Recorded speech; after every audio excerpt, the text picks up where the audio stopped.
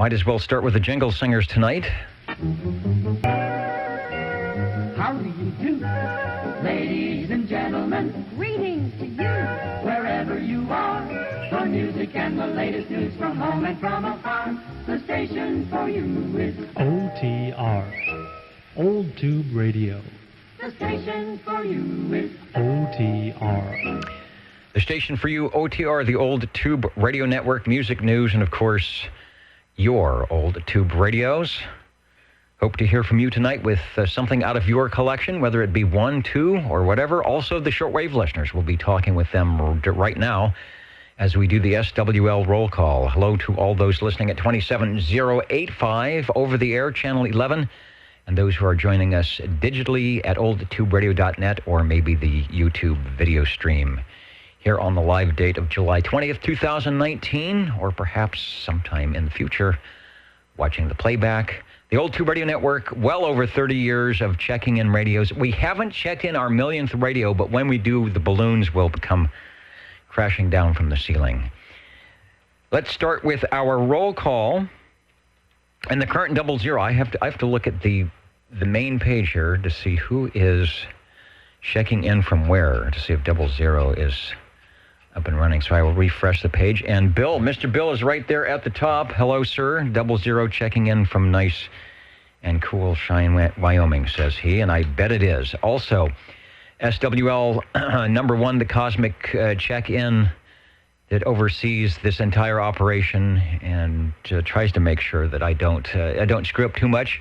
Also, this guy right here, SWL2, who I believe is live over on the YouTube page, Mr. OBP, reporting and saying hello to all. I don't know what our sunspot numbers are. I saw a lot of zeros, although I know we've been having some fairly decent E-skip conditions and some daytime conditions, but that may be without the aid of any sunspots at all.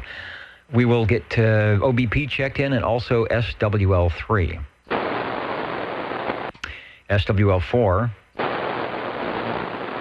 SWL5, Ida Mama Rose, who I saw today, and she was looking good, and she said to tell everybody that SWL5 is checking in, and indeed she is.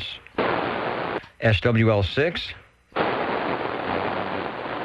SWL7 checking in or checked in over on the video side, and possible we might hear some radio activity if he jumps into the radio room in time. SWL 11 and 12 checked in via the email. I am going to swap the video of me, which can get boring really quickly, to the video of the S meter of the receiver. And that will do... No, that's the wrong picture. What that will do, it will be allow you to give yourself a radio check-in as you check in for the SWL. There we go. 11 and 12 are in. SWL 13.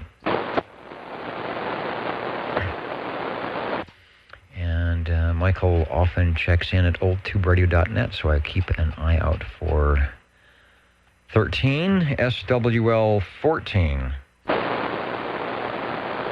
SWL 15. All right, I'm not quite doing the trip to Eastontown tonight. I think I've got everything fired up as best I can on my seriously under-mounted Starduster antenna, but Fred, I do hear you fine here in Midtown Fresno. Thanks for checking in.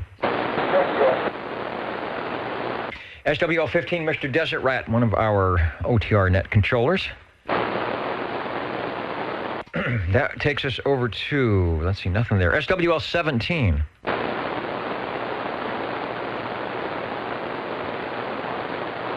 I'm getting tied up in my, I'm glad I don't have the camera on. I'm getting tied up in my headphone cord here.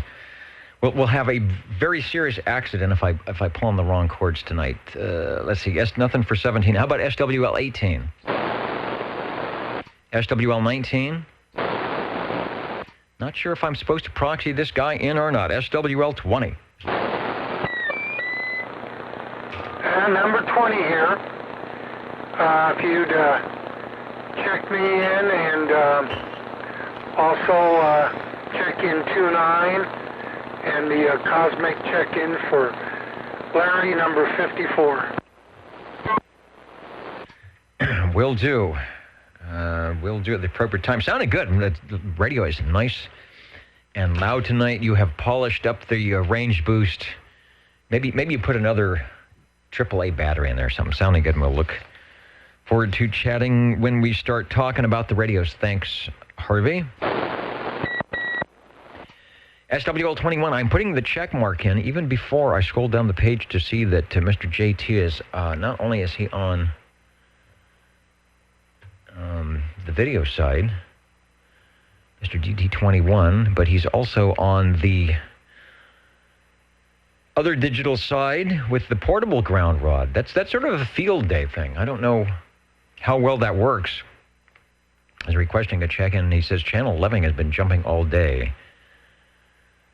So the world's largest ground rod is 10.8 and smoking. Maybe you don't want to say smoking on a ground rod. That might not be a good thing.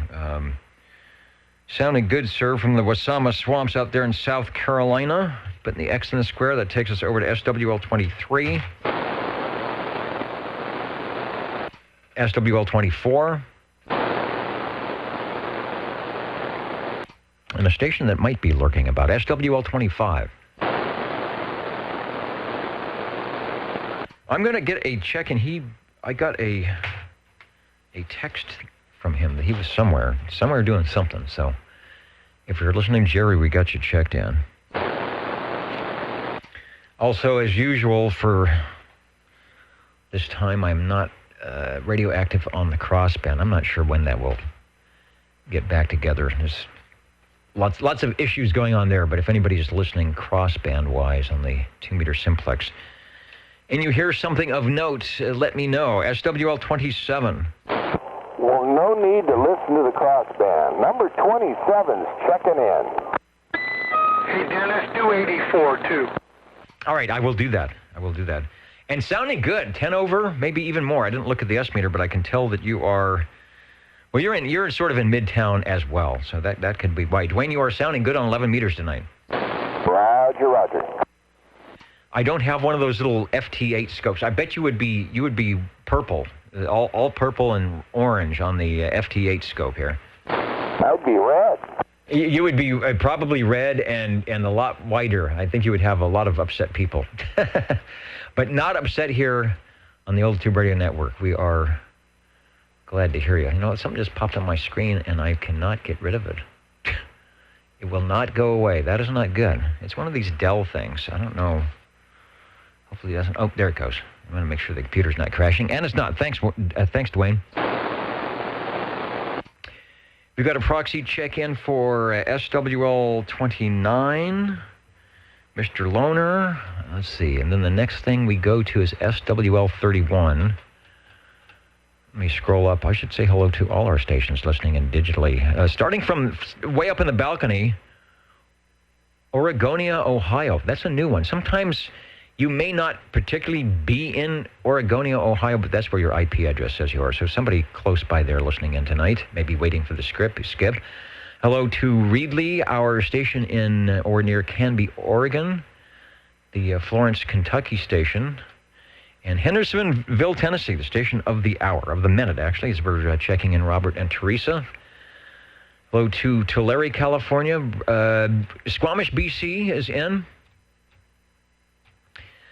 Listening in, hoping maybe to hear our beaconing in radio. I think that is Albert out there listening in. Welcome to you, to the Old Tube Radio Network. Hello to Auberry, Kakalaki coming up to you. Woodland Park, Colorado, always waiting for that skip door to open, as well as Meade, Washington. Somerville, South Carolina, hello. Again, X4000 is in. We'll get to you maybe at the next page turn. Dallas, Georgia, coming up to you, and hello to Redondo Beach Fish Camp and all the ships at sea in the Old Tube Radio Network, waiting for those glow-in-the-dark radios, looking for SWL 32. SWL 33, myself, Bozo Control, the Jingle Singers have already stepped up to the microphonium and are heading back to the Party Table Central. I don't know what what the Ohio contingent has in store for them tonight, but it must be good because they shot out of here after that opening number. I haven't seen them, so hopefully they will come back. SWL 34.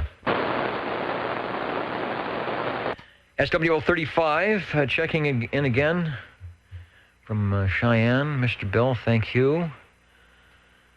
And maybe we'll get some conditions tonight. Who knows? SWL 36.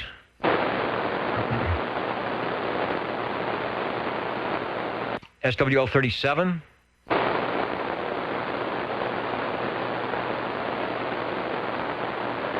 SWL 38. Shortwave listener 39. SWL 40.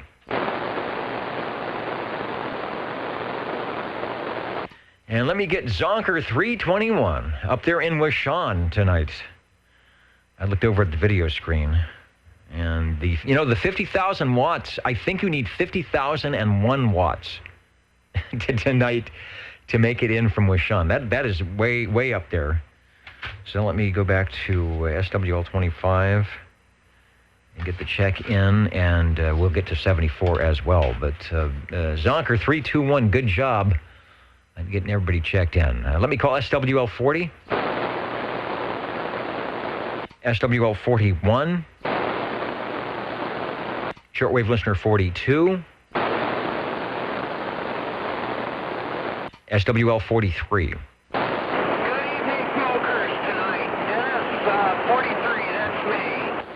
Big signal from Oakhurst into the flatlands of Midtown Fresno tonight. Sounding good, over. Have a nice evening, Dennis. All right, thanks for checking in, Mr. Crazy Eddie there, 43. Out of Oakhurst, up in the foothills, north and east of my location here in Fresno. And let's see, let's go south and east, SWL 44. Almost due east, actually. Let's go north and east, SWL 45. 45. Sounding good tonight, Jack. Well, I think the skip is leaving me alone for the moment, but we will see how that works. And likewise, you are sounding good here tonight. Got you checked in. Thanks,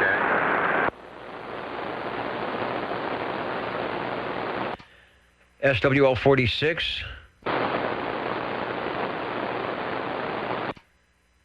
And out with the binoculars, looking at the moon, doing some moon bounce, SWL 47.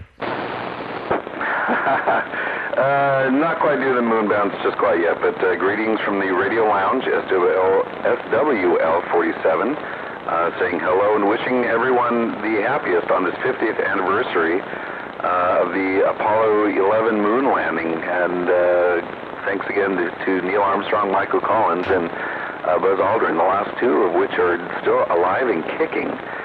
So all the best on this awesome anniversary.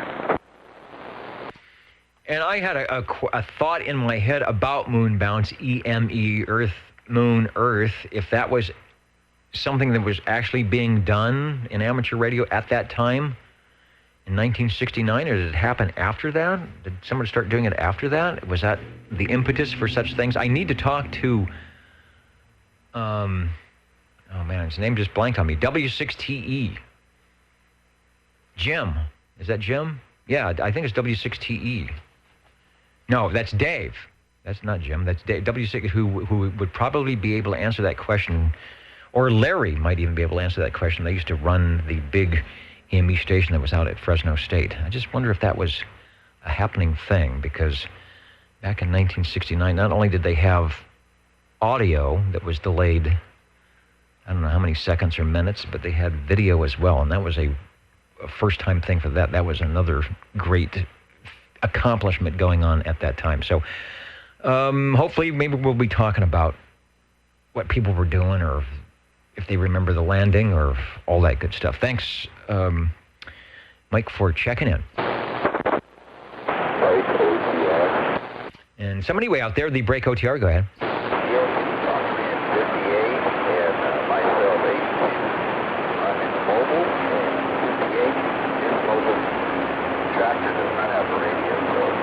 we're out. Okay, yeah, I'll get the mobile check in there. 58 and 82 at the appropriate time. Thanks for sneaking into my quick keys here on the Old Tube Radio Network. We'll get you both checked in. SWL 48. And I'll keep an eye out for Sammy. He's got a way of checking in at various sources here. SWL 49. Hello, Dennis, and a big hello to all the SWLs out there tonight. This is Mr. 49er checking in. And sounding good. Good signal tonight. Also, some big audio as well here in the headphoniums. So we will get you checked in and maybe see you glowing in the dark on the Tube Radio Time. Sounding good.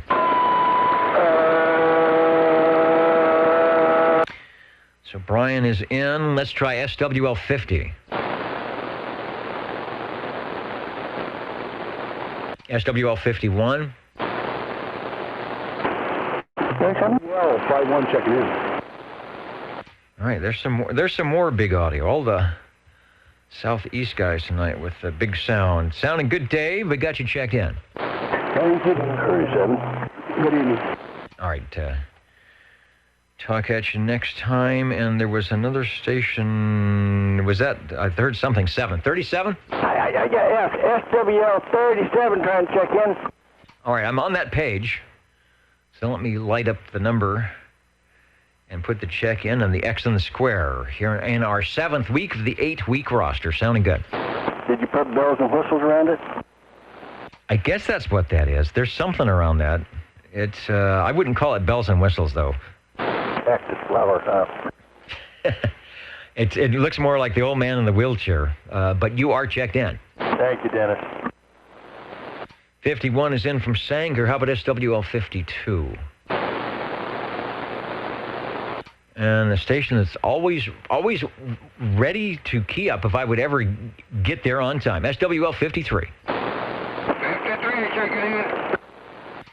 Checking in and sounding good doing it, Bob. Thank you, Mr. Bel Air. Thank you, sir. And we'll turn the page here. Let me head over to the video side and wave a hand. Is that what do we say on 11 meters to Butterbean from Northeast Georgia's out there, of course, OBP, making sure everybody behaves. And up early. Good morning, Friars Huck in Nottingham, UK. Hello, Wayne. Good morning to you. Of course, they're listening in from Washan.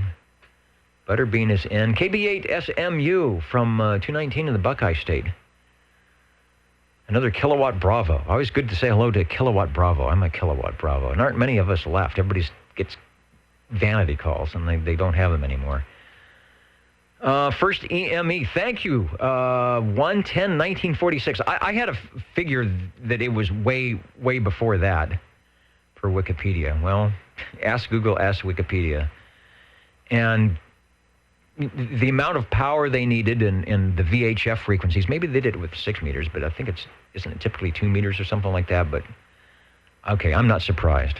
I was, I guess, hoping in the back of my mind that maybe the moon landing and all that stuff inspired people to say, well, maybe we can bounce our signal off. But they might have been doing that. I would imagine. We'll have to talk to somebody who was around at that time and see if they were trying to bounce signals off the LEM up there. Thanks for that information. And Mr. KUH, the mighty KUH, Brian, from a hot Indiana. No, it's a hot Fresno. I think it was 91 when I started outside. But the sun is going down and things should be good. Direct internet roll call is where we're at. If I would continue on here, we will get to our favorite radios as well. Page 3 is where we're at on the roll call. The Cosmic check-in for 5-4. His radios, some of his radios will be radios that he put the fix onto, should be checking in tonight. Also, SWL 55. 55 checking in. Wow. Are you at your base location? Yep. Man, you are almost 20 over. I was thinking maybe you were in the mobile too. Sounding good. Thank Thanks, Dennis. I can make it louder. No, it's fine. I saw the meter coming up. I said, he's got, what was it, the Sky Cable, where you hook it to your collar and you just roll down on the big cable from Shaver down into Clovis or something like that. Thanks for checking in. Thank you. Just, be able to lift your legs at the appropriate time when you go by Klingon's Junction. All right, we've got SWL 56. Good evening, Dennis and Annette. 56, just for kicks. All right, now there's another solid 20 over signal here in Midtown. Thanks, Grandpa, for checking in. SWL 58. Oh, wait a minute. 58 and is checked in mobile, so I got that, and we'll also get 82 as well. Was there a breaking station for OTR? Who was that? Over? All right. Maybe it's Skipland. Who knows? F58 is in SWL 59. Shortwave listeners 60. Okay, Dennis, thanks a bunch. Evening time, fellas. 60, let's check in this old rally, this DX 2527. I can do that in my, looks like about 6-point font on the box for SWL 60. And there aren't a lot of stations that have this on there. It's actually got the DX 2527 radio in small print next to Mr. Hustler and the 291. So we're putting the X in the square. I appreciate it, Dennis. Thanks a bunch. Over to SWL 61. 51, checking in, Dennis. 61. Hello, Dean. We've got the check mark going on here for a Saturday evening, the old Tube Radio Network. Thanks. Thank you. Real radios glowing in the dark coming up. Hopefully some of your favorites. If you are watching or listening in at oldtuberadio.net and aren't within the sound of our voices, but you were checking in or talking on an old tube radio this week, dial on the keyboard. Let us know what radio you were using. Be curious to know what is on the air that we can't hear. How about SWL 62?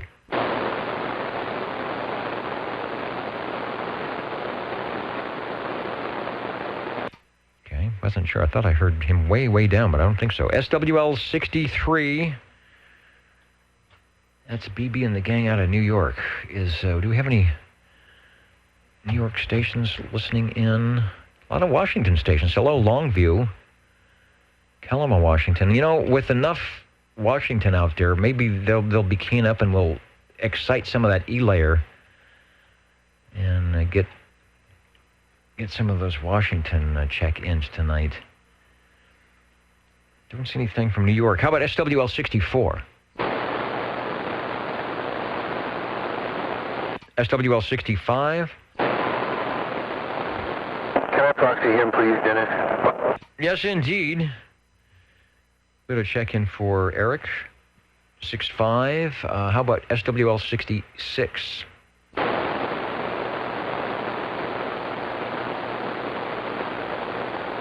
SWL 67.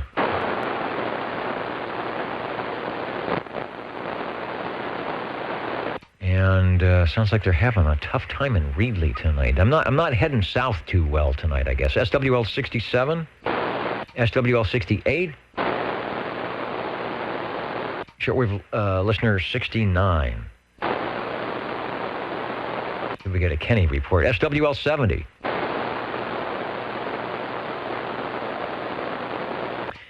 And here's somebody who's around busy. He's on multiple frequencies. I think the word is ubiquitous. The ubiquitous radio operator SWL 71 Stan is checking in. Said 10 meters was hopping today. I didn't even get on at all to listen. I think early this morning about 7 a.m. I listened on 11, channel 6, channel 11. Didn't hear anything. I went to see if there's any beacons coming in at all, and nothing. So I must have either been too early. I was probably too early.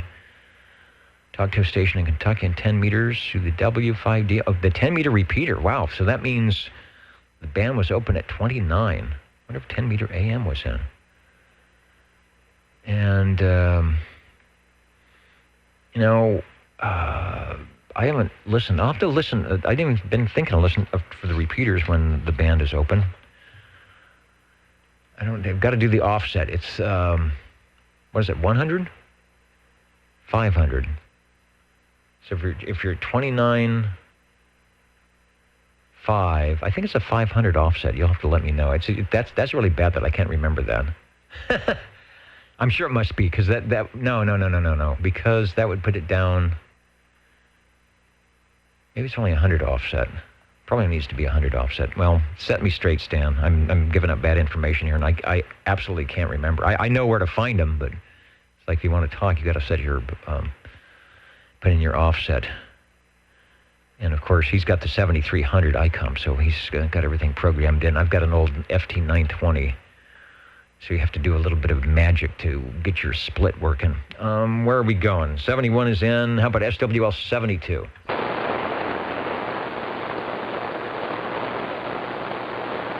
SWL 73. SWL 74 checking in. 5,000 watt station. I just, from Washan, it should be able to make it. I'm sure the error is on my end. So don't put another log in the campfire to make it more than 50,000 watts. Should be okay. How about SWL 75?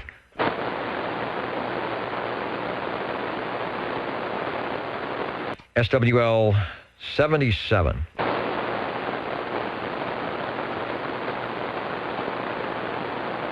$100 offset. Thanks, Dan. I 500's the 2 meter, and that makes sense. Because it was at 500, you could be down in the AM window. So that's right. Because sometimes I'll hear. That's what I'll do. You'll hear the repeater coming, and you'll hear someone talking, and then you go down 100 to see if you can hear any of them. The guys coming in direct that are in the skip zone or not in the skip zone. Because if you're in the skip zone, obviously the repeater, you're going to hear them. But then you want to see, well, can I hear them on the input side? I'll relate maybe I haven't. I'll relay my FM AM 10 meter story here someday. The weirdest contact I ever made up on 10 meters. And it was it FM and AM, and I had to work a split. But it was a lot of fun. So, good deal. We called 77. How about SWL 79? SWL 80.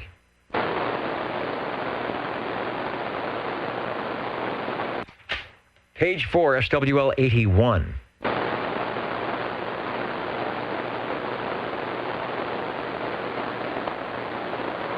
And SWL 82 checked in via mobile. Thank you, Marty. Unit 1, Southwest Washington, on his Browning Mark IV this week. And also out of Longview, 505 on the Browning Mark III. Well, we might hear a Mark III tonight. Sometimes we hear Mark IVs. We will see. We'll see how we'll do on the Brownings tonight here locally. SWL 84, we're getting checked in. SWL 85.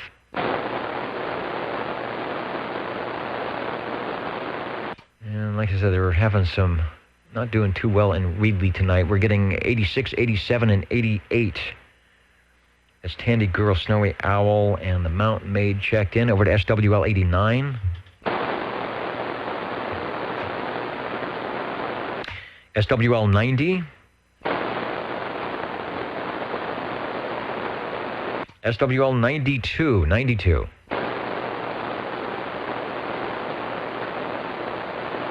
It's still, well, the sun is still up behind me. Still barbecue and swimming pool weather out here tonight. SWL 93. Listen, Mayor 1 taking in. Hey, it's good to see you not working away and able to grab the microphonium here on a Saturday evening. You are sounding good, sir. Over. Well, thank you very much. Yeah, I'm getting ready for my motor show and let's just say I had my speaker sitting outside, and I was hearing it, so I was running for the microphone. All right, well, be careful. Be safe running. You made it in time, and I've got the big X in the square so you can tippy-toe back and be safe. Check. Hey, by the way, I want to let everybody know tomorrow our club is going to be showing our motors at the museum up in Shaver. I believe it is near the Edison campgrounds, I believe. Okay, and what is it that you're selling over? Not selling nothing. Not selling, showing our antique motors. Oh, okay. How could I forget that? Showing the antique motors up at Shaver. So all you antique motors steampunk lovers, that should be the place to be. Yep, so if you guys can make it up there, we'll appreciate it. Thanks to you. And nothing goes together better with an old tube radio than an antique motor pumping away to generate some electricity. Thank you, Louis, and good luck on the event tomorrow. Thank you much. And 73s, and good evening to all the SWLs. Question? The question, go ahead, over. OTR, you may need to relay this question to that other gentleman, but I'm wondering, is there a schedule of events that's going on up there tomorrow? Louis, did you hear that? Do you know if there's a schedule of events posted anywhere? I'm not really for sure on it, but you could try the museum website. They may have some kind of event going. And what's the name of the museum again? I want to say Shaver Lake Museum, but I'm not for sure. Okay, well, there's a few words to put in the search engine there, Mike. Yeah, got it. Thank you. All right, very good. The Old Tube Radio Network, Real Radio's Glowing in the Dark, coming up after the roll call here. We are, let's see, talking to Louis. Thanks, Louis. And looking for Dave, SWL 98. Breaker for a radio check. The radio check. You are 9 pounds, good modulation at Chestnut and Herndon. Over. Thank you much. This is SWL 75. SWL 75. We like giving those kind of radio checks. And not only will I give you a radio check, I'll give you a check in the 75 box. Over. All right, I really appreciate it. I just got this little half-watt handheld here I kind of grabbed together and thought I'd try to check in tonight. Yeah, the half-watt handheld is basic. You are S9. You are 9 pounds with good modulation. I kid you not. Well, it's just a little handheld. All right, the Chestnut and Herndon, we'll negotiate on that. And it's good to hear you. I'm glad you were able to fire up. I don't know if you got batteries going on in there or not, but don't want to run them down. But glad you could make it in, and you're sounding good. Over. Thank you much there. I just kind of wondered how you guys are doing, but I just haven't been able to get out there. But at any rate, I really appreciate the check-in.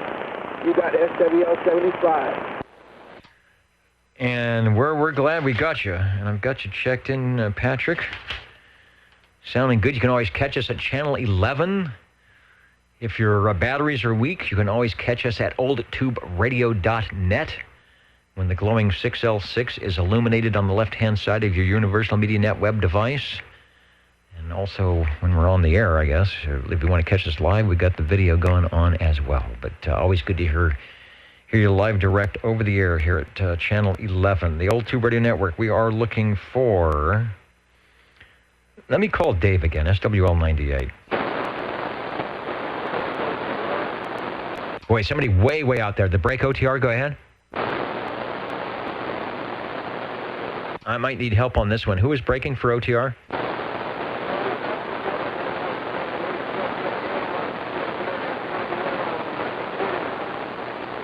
All right, from Madera, SWL 92. 92. I've got you, Chuck. Over. Okay, boy, right in my noise level. I'm going to have to go out and check that Starduster. It might only have one element hanging down. The plastic keepers don't do too well. I'm going to do this again. Let's call SWL 98. SWL 103. 103, plenty out there. Hey, it sounded good. I was hoping I'd catch you out in the mobile radio somewhere. Mr. GCZ 103, you're sounding good, over.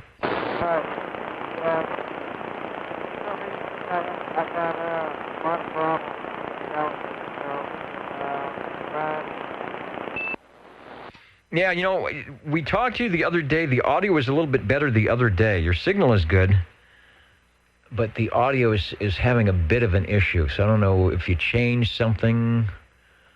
I can't remember what microphone you had, but that's the only difference. The signal is there, but the audio is a little weak. Over.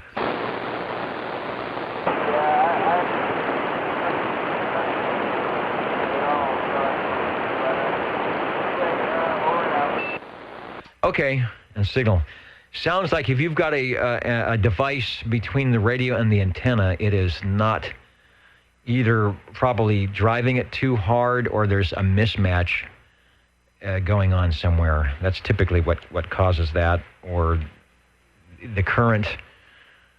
There's not enough current to drive it, but it didn't sound like that. It sounds like there may be either too much power going into the unit. Sometimes it overdrives it. They can't take that, and they will sound a bit wacky like that. But the signal does go up, so it seems to be doing what it's supposed to do. My guess is it might be getting too much input power into the unit. 103 checked in. Good to hear Jeff out in the mobile radio. He's working on a new radio and new antenna, new setup, and it sounds like it's coming along pretty good. How about SWL 109? SWL 110. It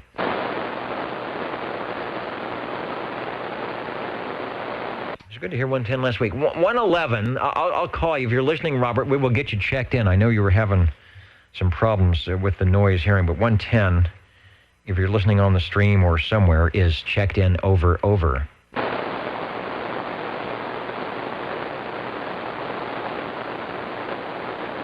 SWL 114. 114 checking in. And of course, no problem here in 114. Hello, Wayne. I've got you checked in. Then we go over to the digital side. Digital listener SWL 128 in Fairfax, Virginia. I don't think I saw John Lee in here yet. I will check the archives.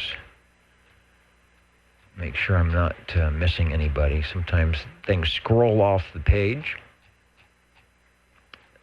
But we'll keep an eye out there. That takes us over to SWL 131. SWL 133. Hello, Dennis. This is 133 checking in. Hello, Dave. You are doing a good job here in the Midtown, SWL 133. Hope you're staying cool. I know your Radio Shack's like mine. Cool could be 90 degrees and would be better than the outdoor temperature. QSL, I think we're about 95 in here today. Yeah, it's going up. I think I'm 80s, low 80s, maybe up to 85 with all the lights and tubes running. Sounding good, sir. We got you checked in. SWL 135. SWL 137. Don't go away. We got radios coming up, and let's see. I was able to get Tony's prior check-ins up and running. I wonder if you're out there now. SWL 145. Yeah, thank you, Dennis. 145 checking in. Appreciate the information. Also, Roger.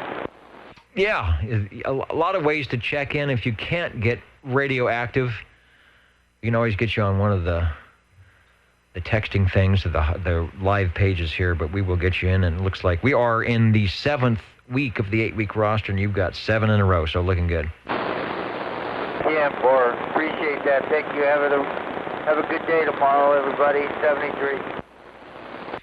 That's right. It's already the 21st of July, and it's 2019. As Mike said, 50 years ago today, there was somebody jumping around on the moon, talking back to Earth with well, it wasn't called the Roger beep, but I think that's sort of what begat the Roger beep, the little over beep tone from the space guys. Where are we going? I am looking for, we called 145. Oh, 147, Neil, and who is out there in, let me scroll down and see what Neil has to say. For over 41 minutes ago, checking in from Kakalaki, weather hot and steamy. We don't get the steamy, we get the hot. If we get the steamy, everybody gets grumpy. Big time. Typical North Carolina summer. 27,385 has been hopping all day. That happens here sometimes. It's the place to go if you think 11 meters might be in, and you know it is on 6, but go up to 385 and you'll hear the local guys here doing a good job on catching the DX. Says he makes more contacts on 395. Sometimes you have to move off of the noise. That's why I like that when the 10-meter AM window opens up, you'll have 20 dB over S9 signals everywhere on the band here, and then you'll have 11 stations in 100 kilohertz. 11 stations, and you can hear them clearly. You think, wow, this is too easy. Midwest Wisconsin and Minnesota is still in there. Dr. Jazz, thanks for the report. We're hoping to hear you sometime, somewhere. Let's go up to Course Gold, SWL 195. 195, checking in there. Sounding good from Course Gold. All our high-altitude stations sounding good tonight. It's South Valley we're having trouble with. Thanks, Jim. Thank you, sir. And then SWL 226. Any other stations that I may have missed, or maybe I just wasn't listening? I'm listening now. OTR looking for SWL check-ins. I'm going to take a moment or two to get ready for the Tube Radio check-ins. I will be back. The Jingle Singers, Mr. Announcer, and your Tube Radio is coming up on the old Tube Radio Network.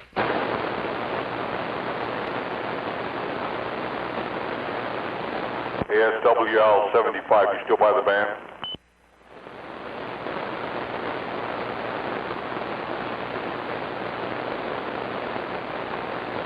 You still by the band?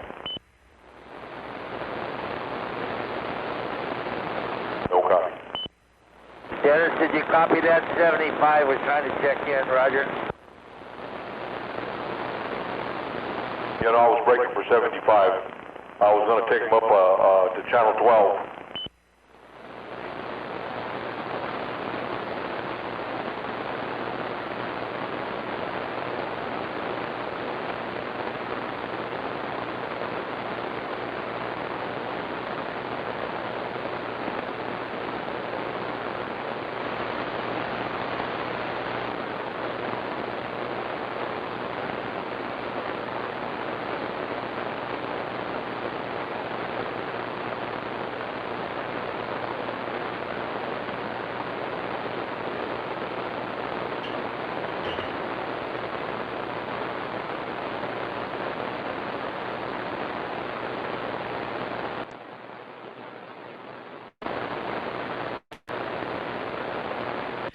You are still listening to the old Tube Radio Network. How do you do? Ladies and gentlemen, greetings to you. Wherever you are, your favorite spot on the dial by far is known to you as OTR, the old Tube Radio Network. the station for you is OTR. The station for you, OTR, the old Tube Radio Network, where we are hoping to check in and talk with quite a few of our Tube Radio operators tonight. So let me step aside and say we are looking for radio number 1. Station. The station, go ahead. SWL 93 wants to check in as Johnson, Messenger 223. Louis, you are not wasting any time tonight. And our Edgar F. Johnson fans and aficionados will be happy to see that the Messenger 223 is leading off the parade tonight.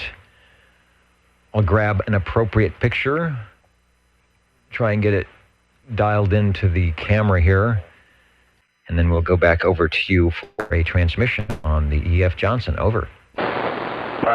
Check. Yeah, this one here does not have the modulation light. Plus two, I have a question. All right, I picked the right shot because the E.F. Johnson Messenger 223, basically the Messenger 2, added 23 channels, put everything in the bigger cabinet with the S-meter, maybe a few tweaks and peaks here and there. Looks good, sounds good, 1969 to about 1972 when you could find these from E.F. Johnson and some various other manufacturers or places putting their names on them, like Sears Roebuck, and there may have been a few others. But yours is sounding good. What is the question? Over. I understand that there's going to be some changes at the ham band and the 2-meter band. Well, they are talking about, and I'm not sure if it's an IARU type of thing or what, where they're saying maybe we could take a part of the 2-meter band and repurpose it for some other service, which is something that they actually did with the 220 band maybe 20 years ago with the UPS, even though they never really used it for anything. So it's all sort of speculation at the moment. I don't think there's anything inked out or the gavel has banged and said it's going away, but there is some speculation that, you know, since this radio real estate is worth a lot of money if someone's willing to pay for something, and it happens in the television band. That's why your television stations are moving around. They're actually selling the frequencies to big bucks communication companies. But I kind of have my doubts that the 2-meter thing is going through. And as far as I know, there are no changes set in stone. It's all conjecture at the moment. Over. Oh, okay. Because let's just say I'm going to try for my ham license again, and I'm thinking about going out for the general. And if there's any changes, I want to know about it. And plus, do you know anybody that's teaching the class? Oh, I'll have to check. Usually the Clovis Amateur Radio Pioneers have classes. Rob is not, I don't think he's around tonight. I may have to go to their website. It's CARP, the K6ARP, I think is what their call is. Sometimes they have a newsletter saying, here are the latest classes. That's the way to go. I'll have to check on that. There will be some. They do have them. I think that's a wise decision. And if any of the band does change, it'll just be a portion of it. It will be as if, you know, they would say, we're going to use channels 1 to 6 in the CB band for something else. Everything else is still the same. So I don't think that's anything you have to worry about. Probably in the time you would take the test, the rules would not be updated anyway, because normally they'll give you some rules and regulations on the test, but nothing to worry about on that. So I think that's a perfect idea. The sunspots are on their way up, so it will just be lots more fun, and a general is a good licensed class to aspire to. Over. Yeah, check. I hear what you're saying. But yeah, let me know on who's going to teach the class so I can get in touch with them. Okay, I will check on that. There are knowledgeable people out there, and then sometimes on the website, or if I get a hold of Rob, he will know for sure, because sometimes he's teaching the classes. All right, very good, Louis. Your E.F. Johnson Messenger 223 is sounding good. What microphone are you running with that? It's the one that came with it. It's like a teardrop. kind of microphone. So it is not the desk microphone? Yes, it is not the desktop. It is a handheld microphone. Why, that just has really good audio. So, yeah, don't change a thing. The desk mic actually was an option. I'm showing a price that if you got it without the desk mic, it was about $20 cheaper. But typically, you always see them with that kind of Shure-style desk mic with the Johnson across the front. But, boy, the audio sounds good on that. So do not change a thing. Thanks for checking at Radio 1. I'll see what we can find out about upcoming license classes. Just had two really good engineering friends that got their license. Also, a newly licensed guy is Tony, SWL 145. He got his recently, and so you can join the club. I think we're probably a lot of us who are hams already. When the bands start opening up, might pick up a nice 10-meter frequency to hang out on. And then maybe some of us will try some 10-meter AM. Like I said, when there's 20,000 people on one channel here, one frequency, you'll go up to 29,085, and there'll be two people, and you might hear both of them. Thanks, Louie.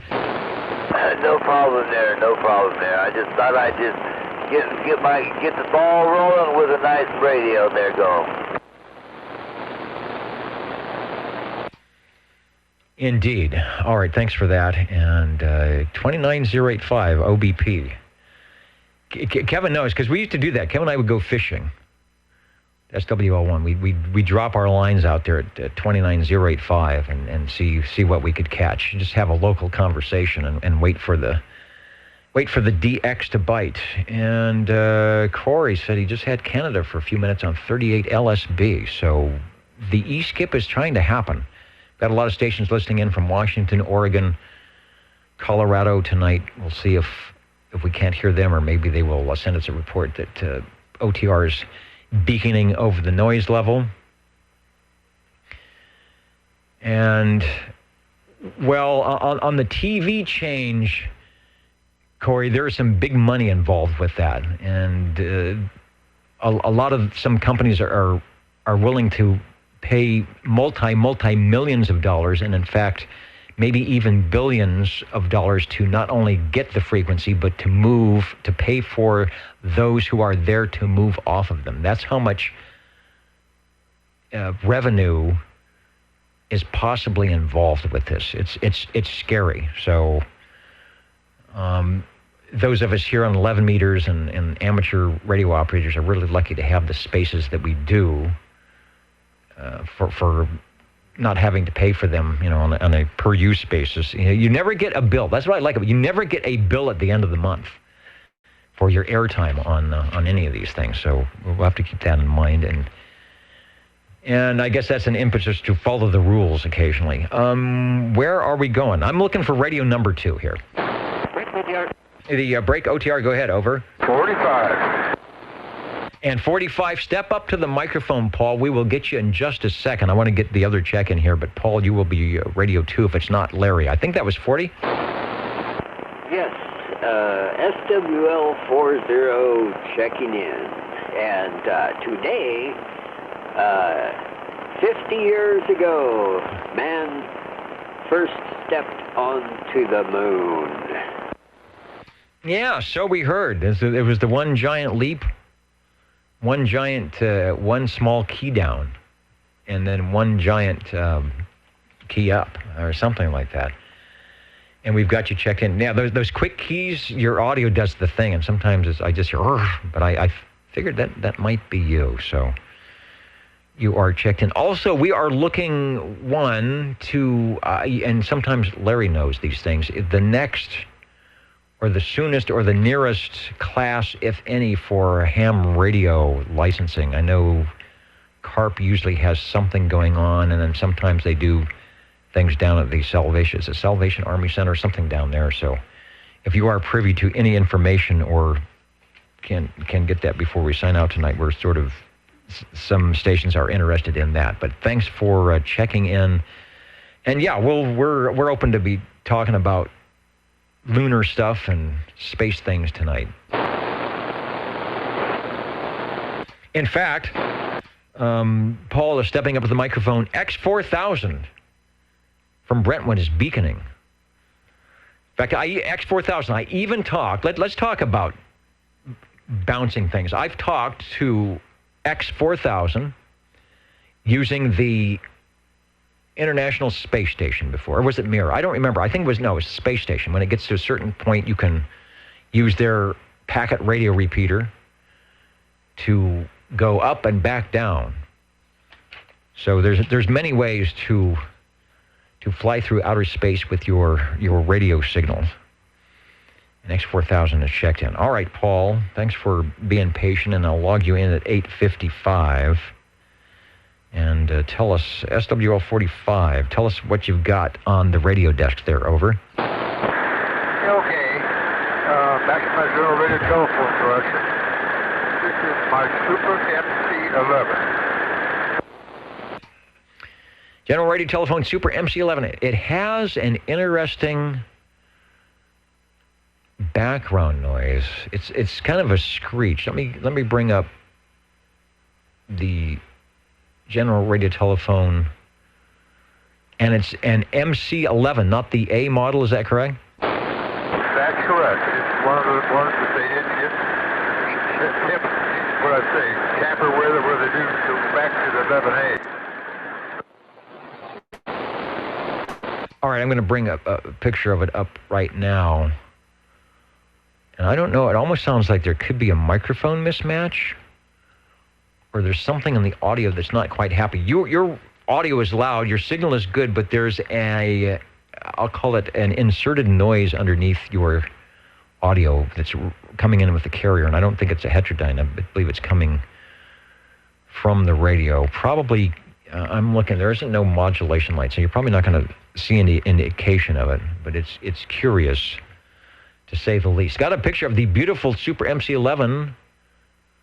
I don't think that is out of your collection. It could be. I know you've got a two tons of general radios over there, but the MC11 we don't hear a lot. We always hear the Super MCA 11A. Give us another transmission. Yeah, I've got 11A too, and the problem with this radio, why they called it back, it had an oscillation problem.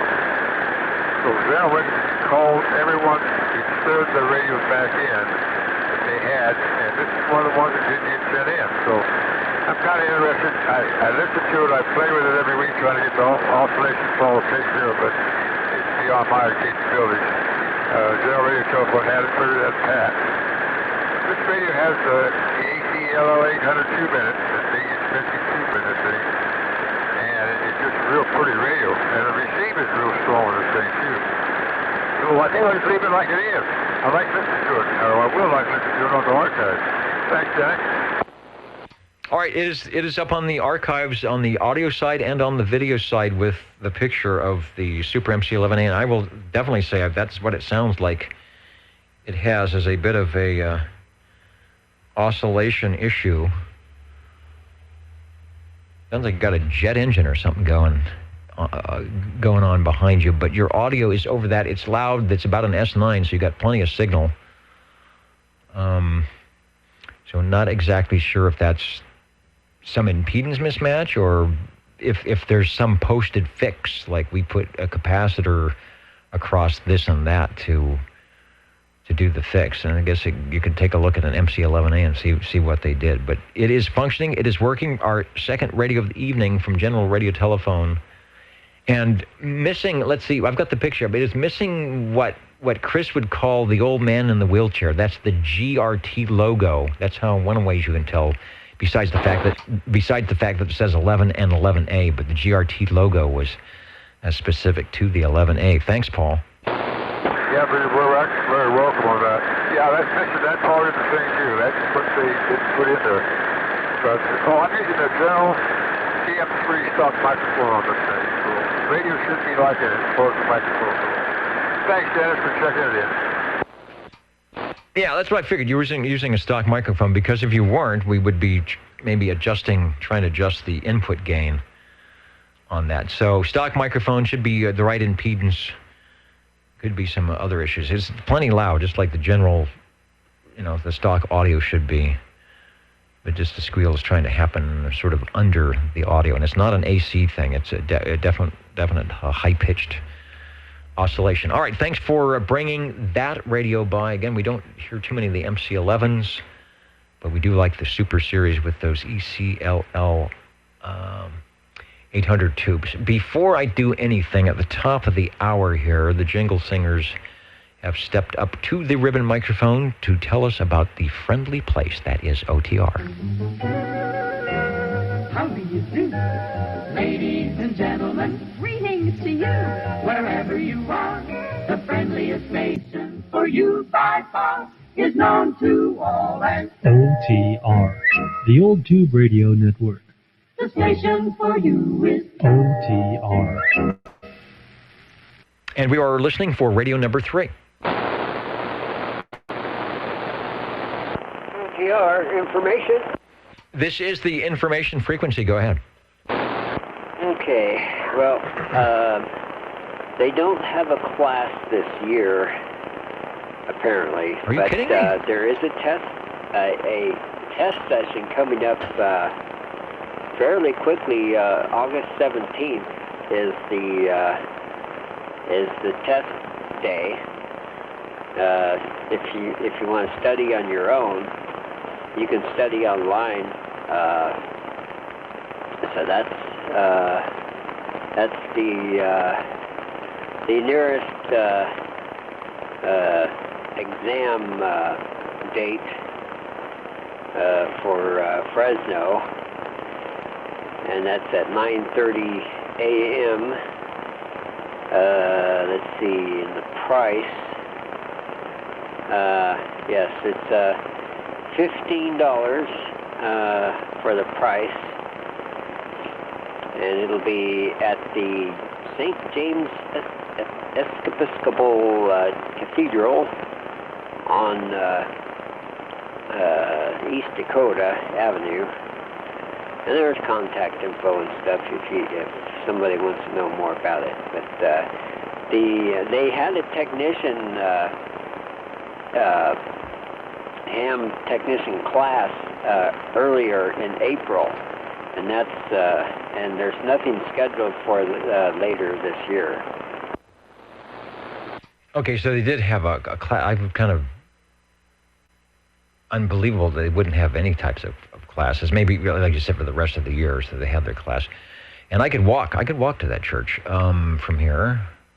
Maybe I should become a volunteer examiner coordinator. I think you have to be an extra class, I think. So I might qualify for that. So. Don't know if you're listening, Louis. If you are, I wonder if you have gone online. I think QRZ.com and some other places have online testing. There's all sorts of printed material for that. But the first thing is to pass the, what do they call it now? Novice technician, whatever the first one is, to get the official license, and then you can work up from there. But no code requirements, so it's not too hard. So August 17th, is that correct? On the date, over. Roger. All right. Well, we'll kind of keep everyone updated if anyone's interested. I highly recommend it. I will definitely check that one out, but I need the website again. K6ARP.org. Okay, the information for where the test is at K6ARP, Kilowatt 6 Alpha Romeo Portugal.com. Is it .com? .org, probably .com. And then, I would have to go to online to direct you, but I think QRZ.com has testing. But I don't know once you get there what you need to click on to find their exams. All right, well, keep me informed, guys. You just do yourself a favor and just take those online testing, find out about the online ham tests, start practicing. All right. Or let's see, what you can do is go to Gigaparts and enter their radio giveaway. A lot of times their bonus question is taken out of the question pool, I think, for the amateur radio stuff. But the first technician, they want you to know some rules and regulations and what frequencies you need to be on and things like that. So not too difficult. And like Larry said, if you keep taking the tests online, you can do it that way. Sometimes it's good to have the online tests, and you can get some printed material as well, and that way you can research things a little bit more. I'm trying to think of what. Back when I did it, they didn't have anything online. I got a book from Gordon West, and I had the ARRL book. And I don't know what the current question pool, but whatever the stuff online will have questions. All their questions will be from the actual test. It's just there's 500 questions, but they're going to only ask you 25 or 50. So you'll probably end up seeing all 500 at some point.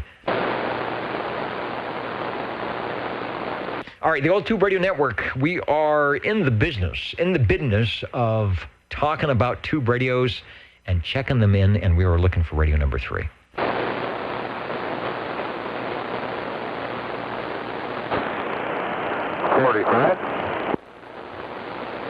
And I think Radio 3 is online with us now. Hello, Paul. I heard the 45, if you can hear me, over. Yeah, I'm drifting real bad on this, so bear with me. I hear you just fine when I get you on frequency.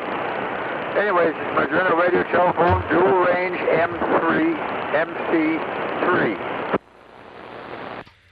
Dual range MC3. Let me see if I can find a photo of that. We'll also, once things settle in, maybe do a frequency check, see where you've settled up. All right, I'm looking for the Master Control 3. You called it dual range. I'm gonna pull up. Oh, wait a minute. Look at that. We have a separate category for that. So here we go. And it does say it's from your collection. So let me switch over to that while I'm talking, because we get this audio glitch, so I didn't want to go to the top of you, and we'll go back to you for the MC3.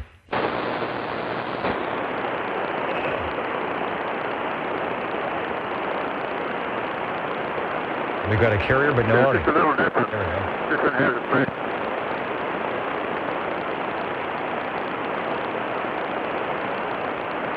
But they reckon this is the first year that they came out with that tone.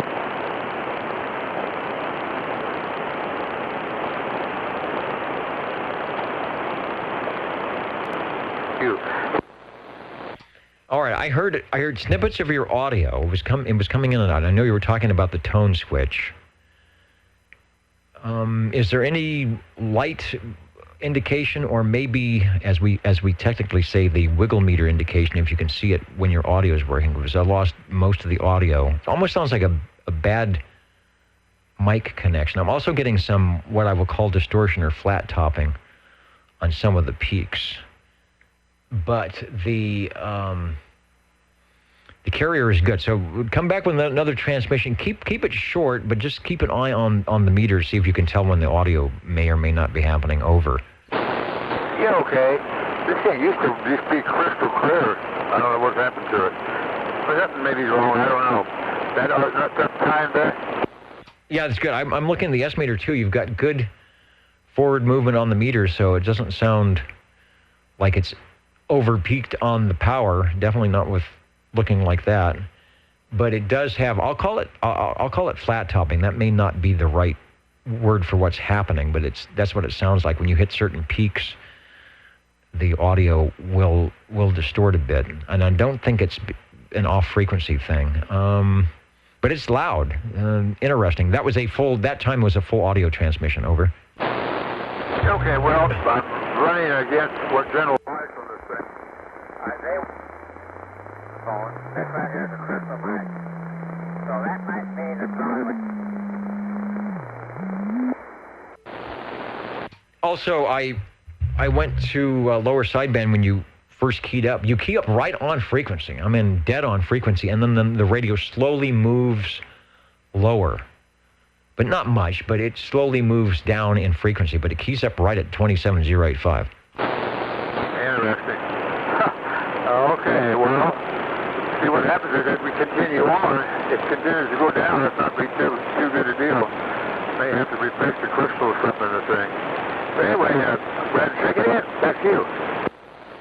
All right, yeah, I don't think that's a problem. The bigger issue is a little bit of distortion on the audio peaks. Not sure what's causing that. And the other issue was that we lost audio that time, but the last couple of transmissions have been solid. So I think that other one might have just been a relay connection. Hard to say, but when the audio is there, it sounds good, and it looks good on the meter. Good forward movement. So I think everything is tuned up that way. We're talking with Paul. He's on. That's actual picture. It's a little bit out of focus, and I'm assuming that's the stock microphone, the dual range General Radio Telephone MC3. I want to say that's probably real early 60s. I'm seeing if I have any information. 1960. Controls volume on-off switch, receive selector switch for 4 fixed receive positions, plus a tunable transmitter. So, it can't be a tunable transmitter. Selector switch for 5 channels. Okay. Keep reading. So 5 crystal control channels, squelch control, local distance switch is probably a switchable RF, and the tone signal, which I think he said that was the first radio general radio that had that up through the MC4 and the 5. Also has a 22-channel tunable receiver, has 7 tubes, the microphone, the Electro Voice high efficiency ceramic type, although you may have something different. 4 crystal, 22-channel tunable receive, and 4 crystal transmit on the MC3 dual range from 1960. Yeah, okay. Back into the normal position. So it's moving back. 28. There it goes. I just wanted to do something different, but that's all right. Anyway, thanks again for checking it in, Dennis. All right, yeah, something is not happy on the audio because it is distorting, almost flat topping. It's hitting peaks and the audio gets distorted. You will hear it on the playback if you listen in, so maybe it's time to reseat some tubes or crystal or something. I can't imagine the microphone, a stock microphone, would do that, but you'd never know. Thanks for Radio 3, but it is, transmitter-wise, I think you're doing okay. Okay, yeah, well, this is the stock mic.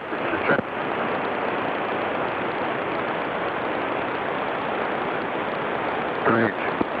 Anyway, I just twisted the mic cable a little bit. Might be something in the problem there.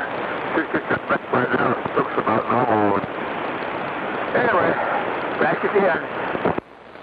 All right, before you go, I want to do one more thing. It seems like the first part of each transmission you have is really clear, and then it maybe in a couple seconds it starts its distortion. So don't go away. I'm going to have you make another transmission, and maybe you can just key the mic and count to 5.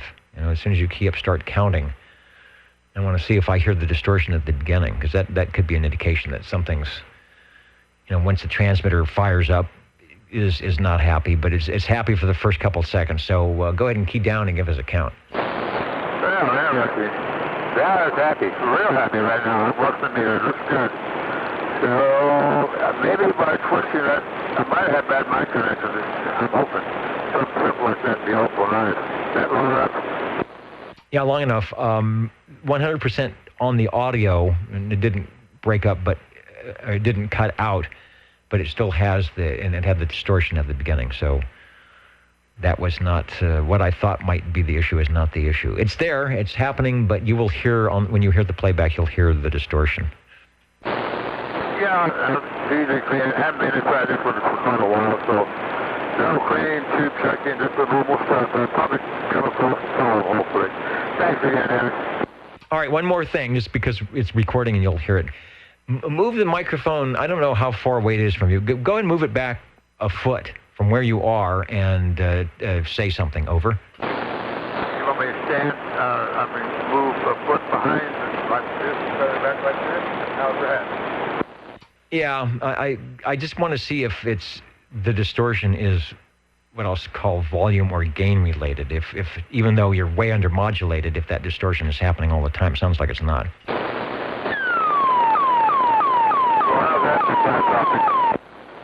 And there's the tone signal. Now, the tone signal does not distort on the peaks, and I know those are typically very close to 100% modulated when they come on. But your audio, because you can talk at the same time the tone signal is on, is distorted. So definitely something microphone or microphone circuit related. Okay, good. Well, I'm looking forward to that. So that could be corrected. I could probably switch it now, but I think you got other people to check in, so we'll get out on there. Thanks, Dennis. Okay, when you back off and get under 50% modulation, it doesn't have the sort of flat topping. And again, it sounded like the tone signal was not distorted. Radio number 3, General Radio Telephone MC3, the dual range. Not sure if they mean transmit, receive, or both. And the Old Tube Radio Network is looking, where are the Jingle Singers? They are not ready, so we will say we're looking for radio number 4.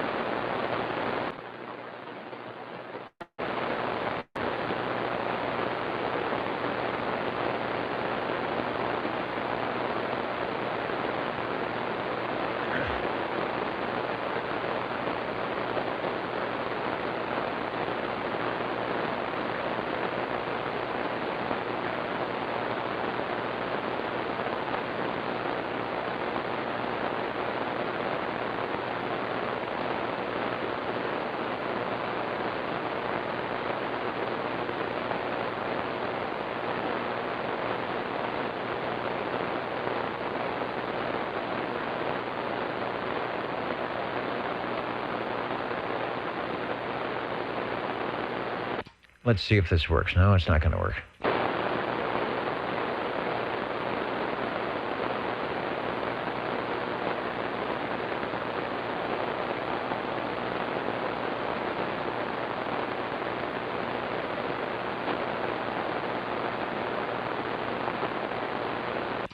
All right, there it is, the picture, and I'll bring that up. The one giant leap. Now I can't change cameras.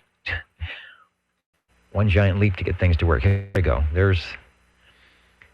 And that's a lot of incredible things going on here. The fact that they got there and the fact that they got back and with the technology they had, the fact that we were getting pictures, live pictures, although, delayed, and audio as well. And there it is. And I don't think that's the back lot of Universal Studios.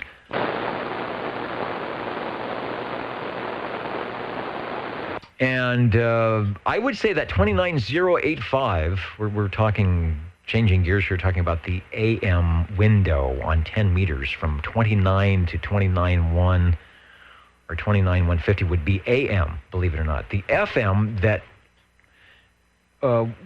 that Stan was referring to earlier, up at 29,500, 600, 700, that's the repeaters on FM. So once you get above 29,200, you will probably hear more FM activity in simplex mode. And then when you get to 29,600 and 700, that's where you hear the FM repeater bands. But if you go to 2900 to 29 to 29,100, and if it's really busy, a little higher than that, that is the 10-meter AM DX window. And of course, it's open. If you look at the chart, it's open to various other modes, but that's sort of the gentleman's agreement, at least on the 2900 AM window.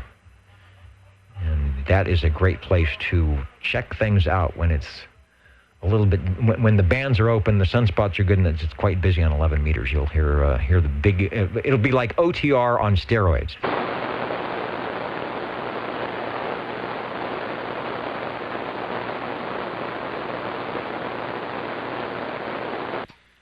Speaking of OTR, we are looking for radio number 4.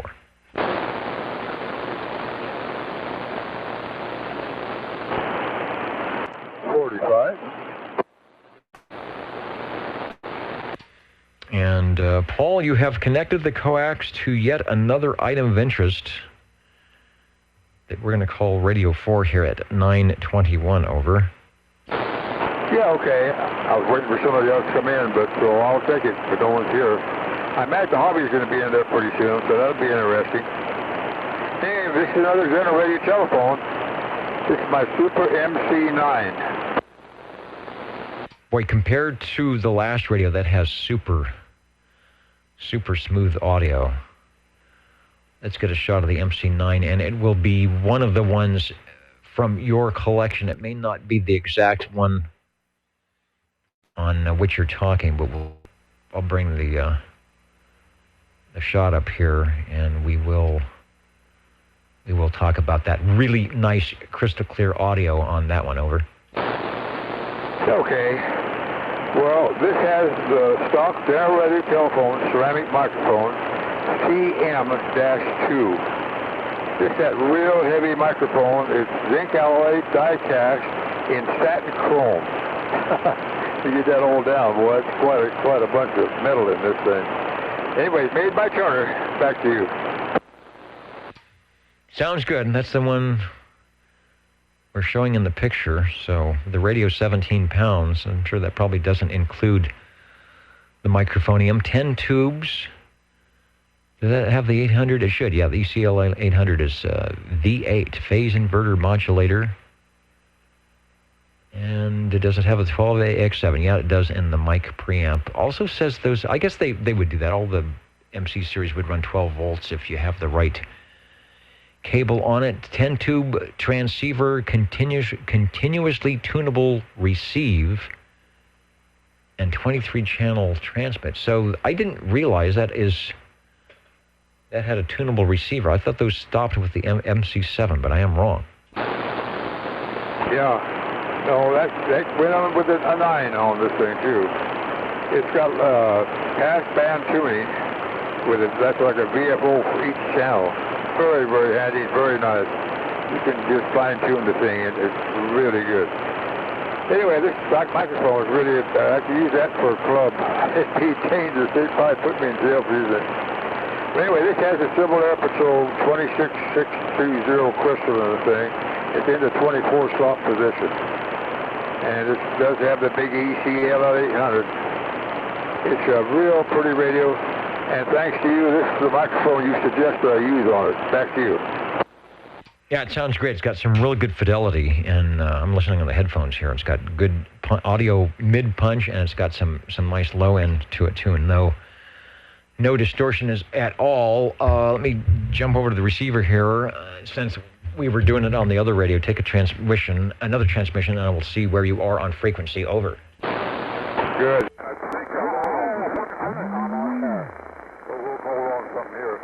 That's got a real pretty phone on the thing. It's got a stamp placed on the spot where the crystal goes. It doesn't have the screen on the thing. It kind of makes it look a lot classier. Looks good. This is before they started on the 11th. I just checked it at 11, and it was 11A's. I didn't need to jump back and forth, but I think this is my cleaner radio so far on the thing, and the microphone has a lot to do with it. Did I give you enough time? Yeah, looks good, sounds good, and you are right on frequency. When I dial over, I switch over to sideband, I don't have to touch the thing on the dial. Sounds good and right on frequency. Over. Great. Well, not much to say other than what I've been saying on the thing, but it's pretty solid. Not a heavy swing on it, but no, I'm picking up quite a bit looking at it. It just depends how close I get to the microphone, what it does to the thing. Doesn't seem to make it a lot of difference. No, it's a clean radio, running good. I'm happy. Thanks, Dennis. Yeah, if you listen to the archives, you will be very pleased with the way your General Radio Telephone Super MC9 sounds. Our fourth radio of the evening here on the Old Tube Radio Network. We're out of Central California. We do this every Saturday evening, beginning at 8 p.m. Pacific time, where we chat with and talk about and try and coax out of the radio closet your best and brightest classic tube radio from 1958 to 1978 with those glow-in-the-dark vacuum tubes. We're also live streaming at oldtuberadio.net, and doing a video thing as well on YouTube. So join us if you can. And we are looking for radio number 5, but I see the Jingle Singers have finally arrived, and let's let them do their thing, and we'll be back with hopefully Radio 5. You're listening in the latest style. 27.085 megahertz. Channel 11, Old Tube Radio. In wonderful Fresno, California. 37. Did I hear the 37 item over? 37's right. Well, go ahead, sir. You have the, as we say, radio floor. Thank you. And Paul, you sounded good down here on that radio. Sounded good. Anyway, Dennis, I want to check in my general radio telephone, the Super MC11A 24-channel version of this here. We are running this here with a handheld stock microphone, no amplifiers or anything behind it, nothing like that there. It's just what you hear is what's going in and coming out, and that's the way it's supposed to be. So, except for the little in the wheelchair with his IV up there, he's hanging in there. Sounds good. We had earlier, you might have heard Paul on his Super MC11A, and we made note, I'll bring the little finger mouse pointer there, that on the Super MC11, the GRT logo is absent, is missing. And there were some changes made. Not just the logo, but some other items as well. And yours is sounding, as it always does, quite loud and marvelous. So the old man in the wheelchair is doing his thing. Over. Now, was Paul's the MC11A also? His was an MC11. Oh, okay. Well, we went to the younger brother then, huh? Yeah, the first model, and the MC11 just above, it's still like it is under the tuning dial there. It says Super MC11, but if you go between the knob and the meter, the GRT logo is absent from the 11. So mine's newer than his. Yes, the A is the update to the 11, so it would be newer. Modern electronics. Such that it is. I think that electronics, does it have 10 tubes? It has 9 tubes. 9 tubes. So they actually took a tube out because the MC9, I think, had 10 tubes. Anyway, 9 tubes. It still has the ECL 800 and the 12AX7 and the mic preamp, but what's also different is you're all crystal controlled 23 channels, no tunable receive. That's right. That's right. Well, I do have a little slider here back and forth to tune in a little bit. That's about it. Yeah, the plus and minus, call it a delta tune, but they may call it something else. But everything is crystal rocked in there. You are sounding good as always. Logging you in here as Radio 5 tonight on the general radio telephone. Seems to be beautiful downtown Burbank. Seems to be the place to be tonight if you're on the Old Tube Radio Network. Oh, yeah, that's right. You know, the A and the plus, that reminds me in school. You either had an A plus or a B plus, and sometimes a minus. Minus not the A, but to keep on going down a little bit further, that has been me. But anyway, I'm here.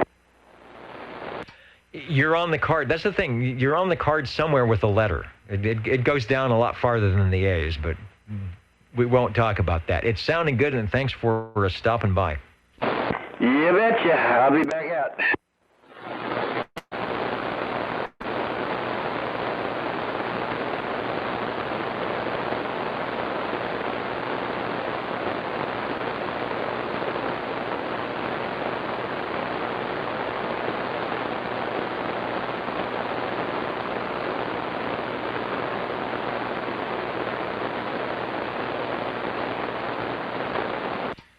And who is it? Corey's mentioning the Sirio SD27 dipole. Basically, it looks like a driven element out of a beam. So if you were to take a 3-element beam or a 5-element beam and pull out the driven element and put it on a pole, let me see if I've got a shot of that. Yeah, there it is. I'll switch over to that. That's what you got. Now, I'm not sure if there's an advantage to that. Well, one advantage, you could put it horizontal or vertical. They've got it mounted vertically, but you could just pull the thing up 90 degrees. Where is it here? And you could have it, mounted horizontal that way. There it is with the gamma match. So yeah, that's basically just the driven element out of a beam.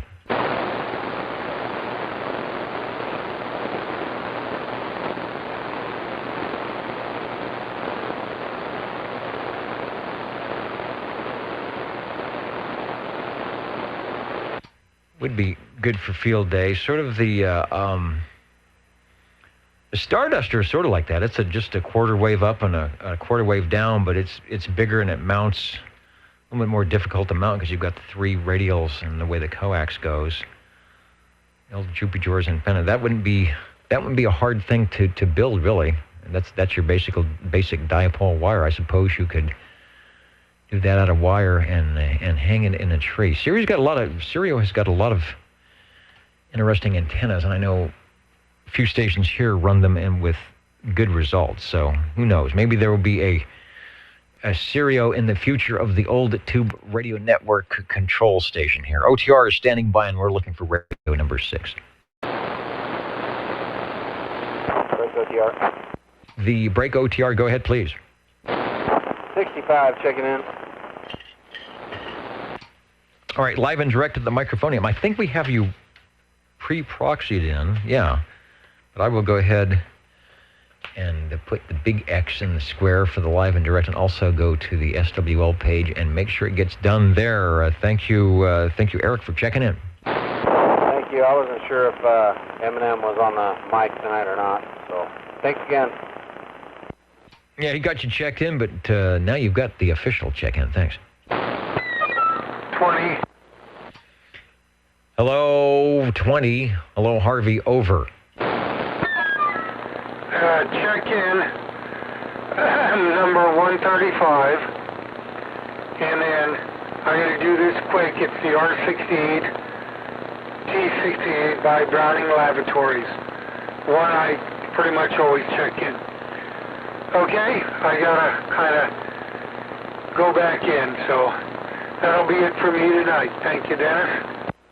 All right, thanks for your extra effort tonight. I do have Cliff 135 checked in, and like I said earlier when you checked in, that radio is in tip-top shape tonight. Loud, looks good on the meter, and take it easy, won't you? Yeah, I'm trying to. Okay, see you next week. Bye. All right, thanks for jumping in and giving us the R68 T68. I believe that's a Series 2. Let me... Since it's there, I'll jump over to the video of a brochure. The R68 T68, the original or the first Golden Eagle, the successor to the Eagle, R27 S23, and then after that, updated to the Golden Eagle Mark II. But you can hear how nice that one sounds when it is properly tuned and taken care of. Or what do we call it, OBP? Is that the Mark None?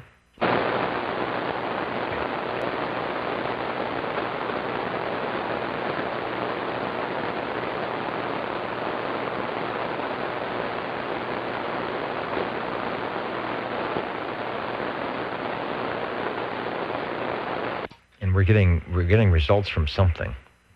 6th had the 8th and 10th round. Well, that's certainly not bowling scores. 37. And hello, Chris, over.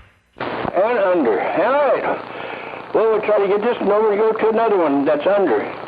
So anyway, Dennis, I would like to, excuse me, clear my throat and get this microphone working properly. I would like to check in my G PowerMate, the Jim Marine products. It's a pretty blue one here. It's all tube, that's right, the tuber. And we're running this here with an amplified D104 lollipop. Over.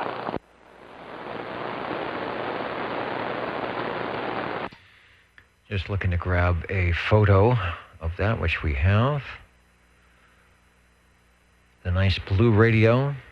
This one is tuned to channel 11. It says it's actually the one from your collection. And I'm assuming you are also tuned to channel 11.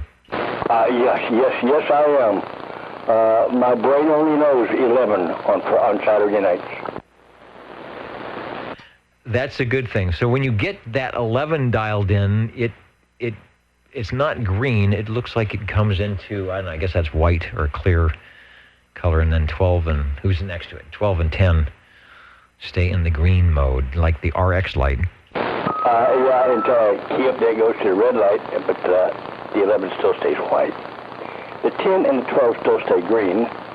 Well, actually, if I lean over far enough, I can see a 3, too, for the back part of 13. But 11 we like. It sounds good. This does not have, this is the Panasonic chassis, and you typically had a choice between a range expand, which this one doesn't have. It has the PAC-B switch, and then there's the strange switchable SRF meter. Still not sure why they did that on there, but it sounds good and doing good for radio number 6. I'm not either. You think they would just left it alone for about it worked either way all the time. That's the way it should be. Well, I'm thinking they had various versions of these radios, and once somebody said, I want to use, your chassis, they said, okay, you can have, and there's 2 positions for meters, or, so they can, you guys can get the PAC-B on yours, you can get the range expand on yours, and then if you want to add another switch, we've got a hole here. What are we going to do? Oh, we can make the meter switch back and forth, and we can add some lights in. So I think it was just whoever paid the most money could have the different face on there the way they wanted it. I don't either. But to each their own. But we're glad you've got it, or that you still have it, and you can check it in here at 936, radio number 6. Thanks for the Gem Marine Products G-Power Mate. You betcha. I'm going to try to come back with another. Very good. Well, we will be checking in radios and maybe even SWLs, the break OTR. Go ahead, please. Hey, Dennis, it's 136. Checking in real late. Okay, I think that is John, right? Is that you, John? Over? Yeah, 10-4. It's 131, sorry. Yeah, I was going to say 136 doesn't compute with the voice there. 131 certainly does. Mr. Rude checking in and sounding good doing it on the Old Tube Radio Network.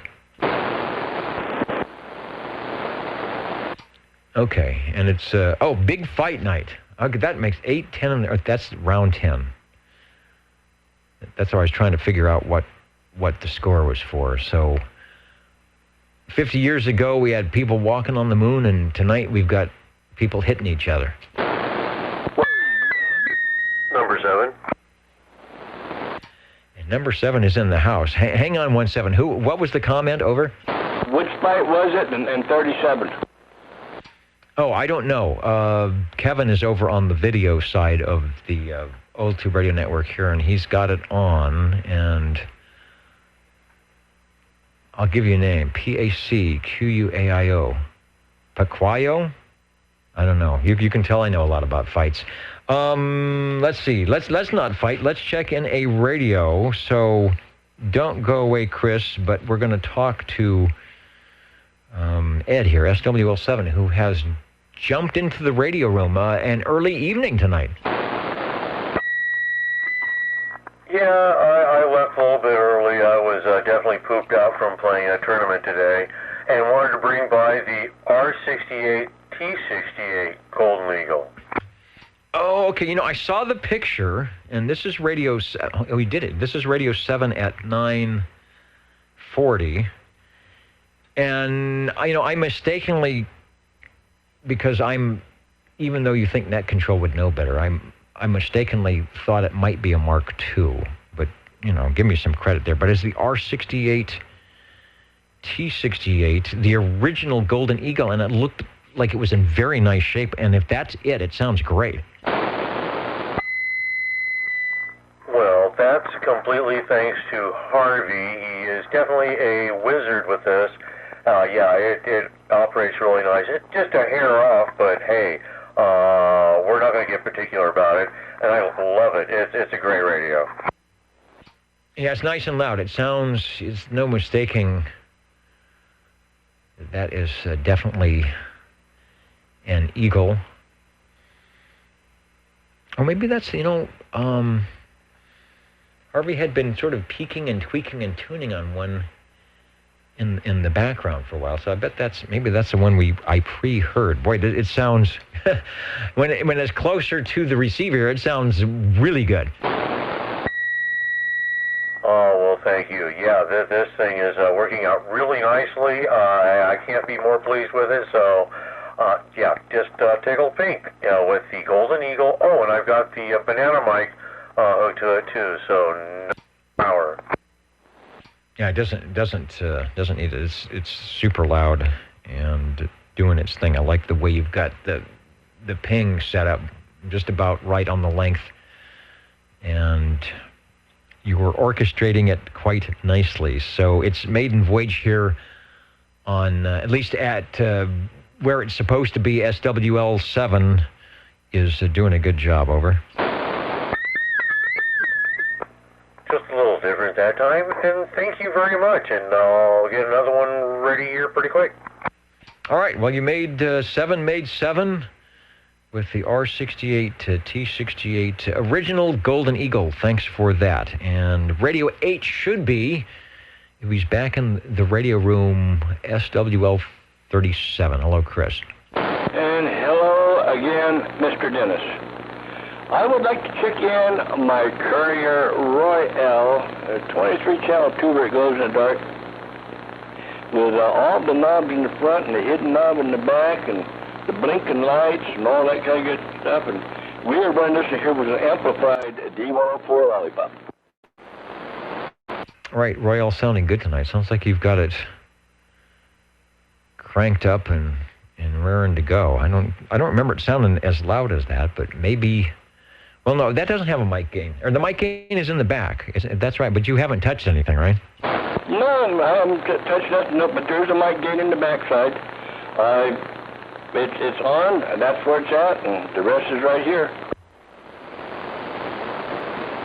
Courier Royale, they had, I think at the time that was out, there was two other radios that Courier had, sort of a low end and a middle price range. This was their top of the line, hence the reason that not only do you have every conceivable control, but they added the Collins mechanical filter in as well, 11 tubes, and the ability to run a 12-volt DC if you have the proper cable in the back. I'm assuming you're plugging that into household current. You betcha. And it's sounding quite nice. For our Radio 8 tonight, that has a switch under the meter, but it's for something. Oh, okay. See, now that one it's a switchable meter, but that makes more sense. You have one side which is the SRF, which is separated in the G PowerMate, and then the switchable part of it is for modulation, which makes more sense to me. Let me get my glasses on. I never really paid that much attention. Just that. Yeah, if you keep it switched to the left, that's your receive and transmit, which is typically how they would work. In the Gem Marine products, it's separate. You have an S meter or the transmit output. And this one you can switch over, and it says MOD. So my guess is there's some calibration, and we don't have the detail on the picture to see that, but there's some calibration on that meter that would let you know that you are in with some certain modulation range when you're on that switch. Well, absolutely. I just turned it on over to that side there. My God, a rockin' hell, and help me. But yes, it stays at 0 until I talk, and it slams the other side, so I'm going to be nice to it without bending it. I'll turn it back the other way. Yeah, that scares me too, and the Browning, I think, has the modulation item as well, and it just really does a number on that poor little needle, so I never use it. I just feel sorry for the meter. It just seems like it's more abuse than necessary. And but it's nice to have. If someone says, you know, your radio's cutting out, you can always switch to the mod and see. And that's the wiggle meter, you know. See if you've got a wiggle meter that we talk about. With that radio, you've got some other lights up at the top, and it appears on the right-hand side there's a modulation light above a switch there. So if that's blinking, you probably don't have to abuse the meter. That is true. As I speak, it turns red. When I stop, it turns dark, and it turns light when I talk. And then below that, there's you know, the PA and whatnot switch right there. So I don't bother with that one there. But yeah, you know, this here it blinks, and there's that red light next to the meter. That thing blinks constantly. It has like a flicker in it. When I talk, it flickers a little bit more than what it does the other way. I think it's due because the other one over on the right, boy, flickers a lot. So, but I don't talk, and it just blink, blink, blink. But you know, it just goes bright, dark, bright, dark. Yeah, well, dim, bright. I should say not dark. But when I quit talking, like right there, it just stays that way. But it blinks a little bit bright and then back down, slower. But when I'm talking, it goes fast. I can't, there's some numbers or letters on it. I can't really see what those are. That's interesting. Some type of an RF sniffer or something. I don't know. Again, that's the CEO's radio. He probably said, we need another light. We've got space for another light, so put it on there and make it do something. And it certainly is. Radio 8 is sounding good tonight. Well, just on the right-hand side of it, there's an X. Whatever the X stands for, I don't know. Is there an R somewhere? Or the X could be transmit and R could be receive. Let's see. No. All I see is just that letter X. And that's on the right side of the light right there. Now, over on the other side, the middle one, the one, you know, the one that stays orange when I return, it has the R for receive. Okay. I've never had a Courier Royale, so I couldn't verify that it's a certain something or not. But the radio is working. Regardless of what the lights may be doing, everything is ship-shape on the Courier. Yes, I'll agree with you. I will not argue. Okay, good, because this is not the arguing frequency. SWL 37 on his Courier Royale, sounding mighty nice for Radio 8 with the blinking lights. Thanks for bringing it by. And in the same breath, I will also go over to the SWL big check-in list and get SWL 24 checked in as well. Also say, I don't know what that we're seeing on the screen. Also say hello to Captain Keyboard and wish him a speedy recovery. Glad you were able to at least jump in and wave a hand to us all here at the Old Tube Radio Network, where we are looking for radio number 9 and also the jingle singers to tell us about the magic that is the Old Tube Radio Network. What are the magic numbers? 27.085 megahertz, channel 11. Are the magic letters? OTR. Right here in Fresno, California. Radio Magic. Old Tube Radio. For you. 37. And number 7. All right, 37 is in the air chair with Radio 9. Number 7 in the green room, soon to be Radio 10. Hello, Chris. And where has the microphonium landed now at 9:50? Well, Dennis, it landed on something that's totally stock. Stock handheld microphone. No boosters or anything to go with it. It's got the pretty blue stripe that goes across it. But this here reminds me of me. It's the Chris 23, which I wish I was, a CB transceiver with the original handheld stock microphone over it. Well, not only is it a Chris 23, but it's the Chris 23 Plus. That is, I want to say that's the same Panasonic clone. What did they do there? You've got the meter switch. You've got the CBPA. They gave you at least one light and some other stuff. And you did get a blue stripe, so, that's worth the price of admission right there. Oh, and the 23 plus is blue also. I'm looking. Yeah, it's I don't know what font, that KRIS, that is some kind of comic Flintstone font on there. I wonder if that's their special Chris font, but I remember seeing their KRIS logo in that. But that would be interesting to see if that was designed for them or if they're using something like that, and then you could use that for other things. A 23-channel CB transceiver. Do I have any other information besides Chris? Yeah, I've got a lot of information on that. 11 tubes. There is an operator's manual somewhere available if you go to oldtuberadio.com. And like all of those Panasonic radios, it is why it sounds so good. AM plate modulated with the ability to run 12 volts DC. If you pick it up, Chris, it'll weigh 17 pounds with all the soaking wet with all the tubes. I just put my hand on top and it's hot. As well it should be. The convection cooling vents are doing its thing. Tube radios don't mind if your Radio Shack is 100 degrees because they love it. That's why they're there. If there's some transistors in there, they might complain. Radio number 9 sounding good. Give us another transmission. And thanks for bringing it by. You betcha, Dennis. This was my last one for tonight, so you know what I'm going to do? I'm going to turn this one off, and I'm going to go over and listen to you on the big radio. Well, it's big, all right. More knobs. Make you go crazy. All right, Dennis, have a great one. I will be listening till the end of the net. Oh, yeah.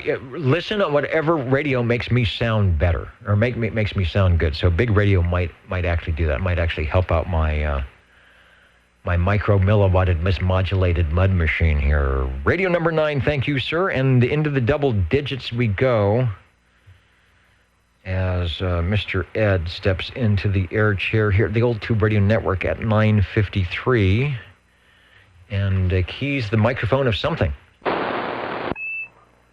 Good night, Chris. This is SWL number 7 with a Browning Golden Eagle Mark III SSB. And I'm going to bed. Just turned that one radio off. All right. You're back and sounding good. And believe it or not, the Mark III, well, I think, let's see, I think you're running the Golden Eagle mic on it. This Mark III is actually a bit more mellow than the R68 T68. Well, much earlier when you had the live feed up, I kind of adjusted the microphone a bit, so brought it down a bit. It was a bit too much. It sounds good. It's still, you can tell it's the Eagle. This is the one that if you're going to have that 2-hour conversation with the headphones, this might be a little bit nicer to the party on the receiving end. Oh, there you go. A little tiny ping, and not quite so. That other one swings really nice, and with the brown banana mic on there, non-powered. Wow, it does really well. Yeah, if the skip opens up, if we get the E-skip conditions, that's a little dark. Let me adjust the video on that.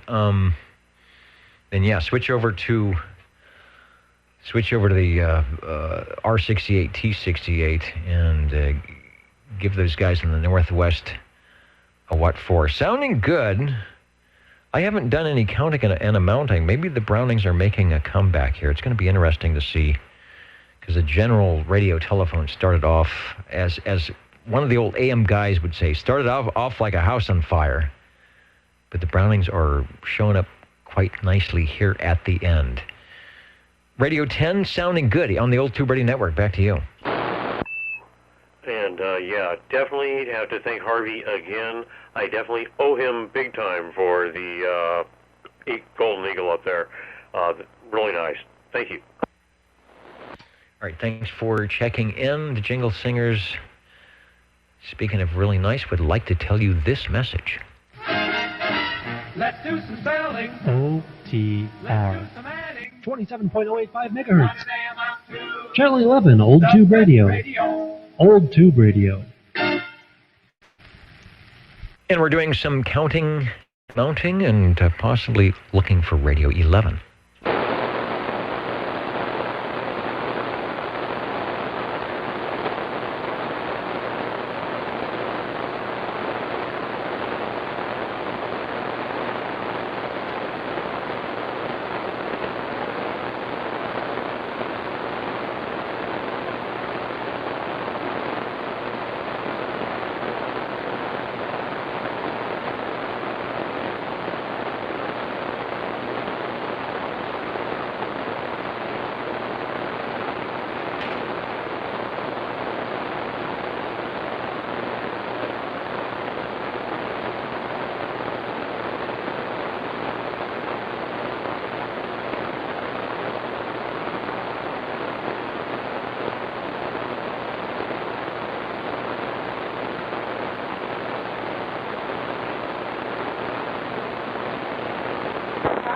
All right, break OTR. This is your OTR frequency. Go ahead, break over. Well, after listening to all the radio transmissions I've listened to today, like an obscene amount of times, I feel bad using a radio that does not have a Roger beep on it. Well, I don't know. Somehow, I think the Roger beep got out of hand, or its intended use somehow got mixed up as time progressed. I like hearing the original Roger beeps. Okay. Well, unfortunately, it actually does make me pretty sad that I don't have any radio with the Roger beep. The non-Roger beep radio, Robin T123. But you do have the magic eye with that, right? Yeah, I do. And I don't think I'd say it's virtually impossible that any of the Apollo missions would have had a magic eye tube. Even Nixie tubes, with all the footage that they've been today, and that you can look up online. They have these wonderful flip clock illustrations and pictures from way back when. But anyways, this Robin does have the magic eye tube. What is it? The 6 or E13, I believe. I guess it kind of looks. If you look at the color of the tube, it kind of does take you back a little bit at least. I'm thinking maybe somewhere in Master Control on the who was the first guys that went up? Shara? Or maybe one of the dogs or something that they sent up. There were probably some Nixie tubes on something in the ground control somewhere. Well, I still have yet to get anything with Nixie tubes, but this one does not. It's a magic eye tube. It looks just great if I lean forward. Yep, I can see it right there. Just a great indication that at least the microphone's using. I guess, well, here's a good question I've never asked. I was going to say that this magic eye tube is at least confirming that I'm speaking into the microphone.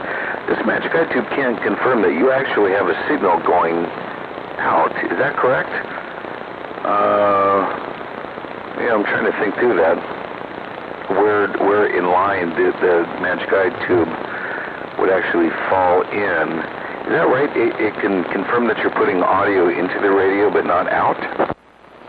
I'm going to say it's in the audio circuit, which is before your final output. So, yeah, you could have some failure. You could have some failure to communicate, and you would be happily seeing your audio, but we might not be hearing it inserted into the AM carrier. Now, that could be where your meter comes in, and then you would look over there to see if the needle was either pegged to one side or the other, meaning you had no RF, or you had RF, but it was really messed up. Okay. Well, I'm trying to see if there's any confirmation that I'm actually on 27085 right now instead of Netflix. I thought I was listening to an Axel transmission of Cool Hand Luke there. That was actually uncanny. Well, yeah, there it is. I guess, I don't know, I don't think Netflix is AM, but this one certainly is. And my God, even after all these years, it is still just absolutely delightful to use. Everyone sounds great on it. I don't know if it makes this radio lounge smell just as strongly as hot vacuum tubes as it used to. No doubt. Well, you know what? All right, I'll do this. I'm gonna sniff my radio. Yep. Oh yeah. Yeah. You smell this thing, and there's no doubt there are vacuum tubes in there. That's one thing I don't think I've ever heard people talking about, smelling their radios. I know that sounds really stupid, but I do like the smell of vacuum tube radios. Yeah, the smell of burning dust, and it's like the new car smell or an old car smell, or the equivalent of the Christmas tree smell. Although the tube radios kind of keep their smell, they don't fade out in a couple of weeks and burn up when they get hot. So there you go. I don't think there was any old tube radio that had Nixie tubes. You know, when I worked at the first time around, when I worked at Channel 47, which at that time was the ABC affiliate, an ABC affiliate, in our engineering back in what they called telecine, which is where they had, back in the day, the slides in the film, the film machines, there was a device that had Nixie tubes. I will have to talk to Ken Holden and find out what that was. It was up in the rack. And we had, I don't recall if we ever used it. It may have been just sitting there and abandoned, but it was this Nixie tube device. It probably was some type of frequency counter. But I just thought of that we did have a Nixie tube, and that would have been, well, that's as late as 1985. But a lot of times, if the device serves a purpose, some type of monitoring thing, as long as it's semi-accurate, it doesn't matter how old it is. But at some point, you get the new fancy digital stuff, and away it goes. I'll have to ask Ken whatever happened to that Nixie tube thing that was in master control. All right, but I digress. Radio 11 is the Robin T123, which you just heard its prior transmission, talking about, as you can see in the photo there, the 6RE13 Magic Eye light, which was used as modulation, to show your modulation, or sometimes you may have some device at your QTH where it's used as a tuning device, meaning when the two lights come closer together, you are getting a stronger signal, or the correct tuning on the incoming signal. So very handy, and I agree with Mike. It's why don't they? They're so darn cool. Why aren't they doing that now? Yeah, I don't know. You got me on that one, but it's a great feature to use. I don't know. I think all of the tubes that were actually Magic Eye tubes that were used as actual tuning tubes, those were the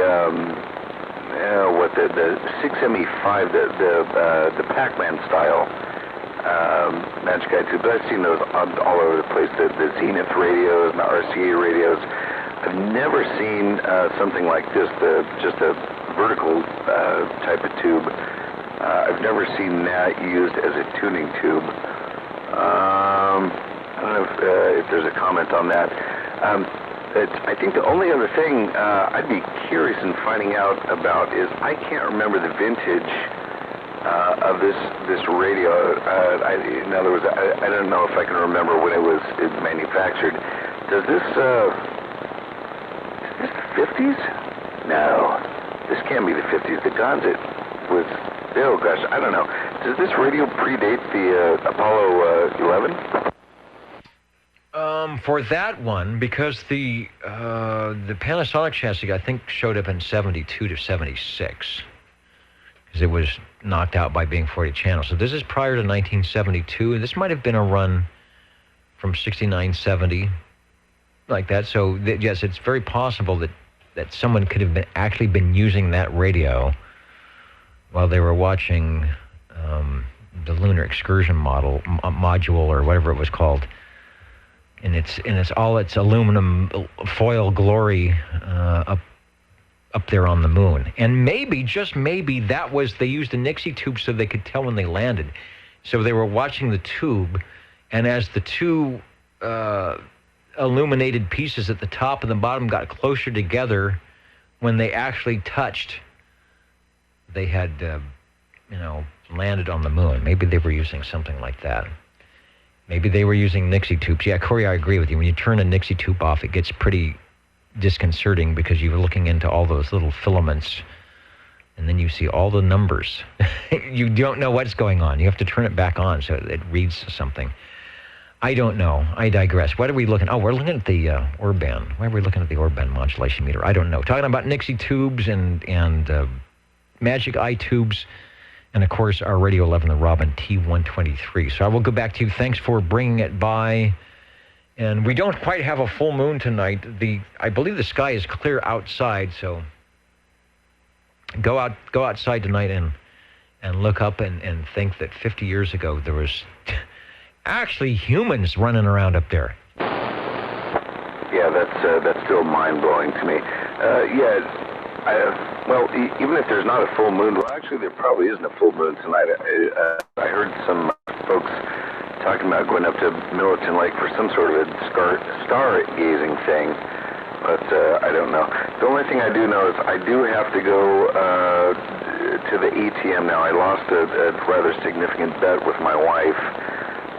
We're watching, what's the name of the movie? Murder Mystery. And some old guy pops up, and she just, off the top of her mind, says, that's General Zog from the original Superman movie in the 70s. I said, no, there's no chance that's right. But you know what? She was right.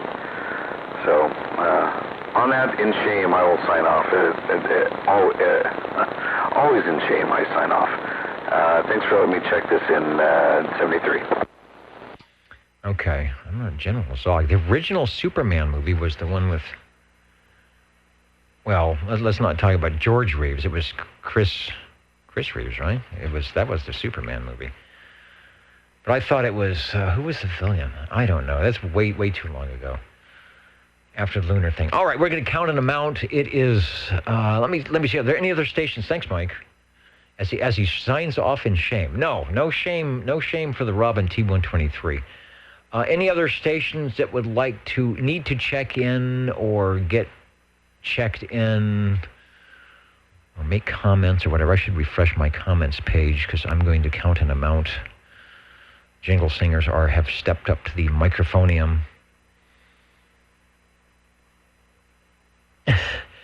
And the moon is, that's right, Corey, the moon is passé now. We're looking at Mars. The moon is already done, so Mars is the next stop. Anyone needing to check in on the Old Tube Radio Network? Number 7. 7 is there. Go ahead, over. The tram TR27E is in Echo.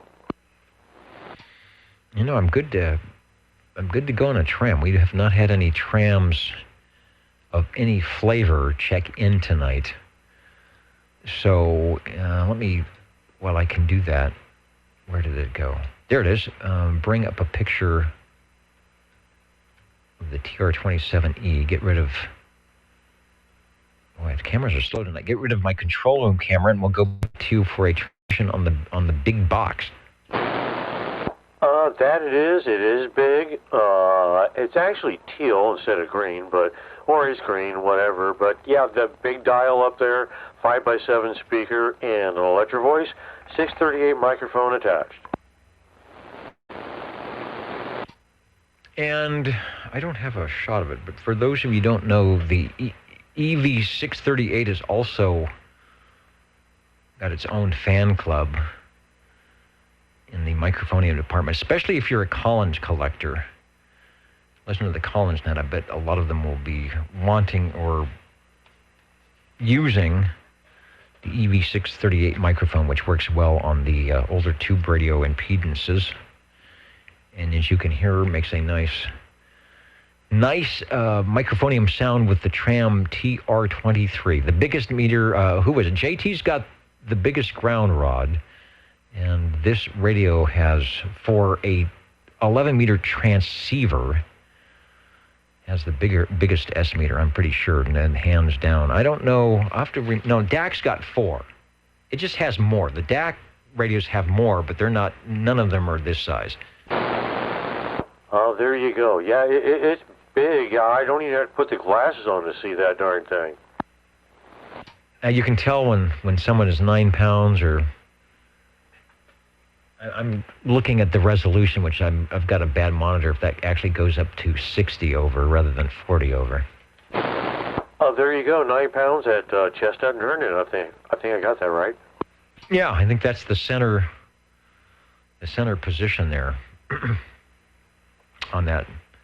1963, when this came out in the line of TR-27 somethings.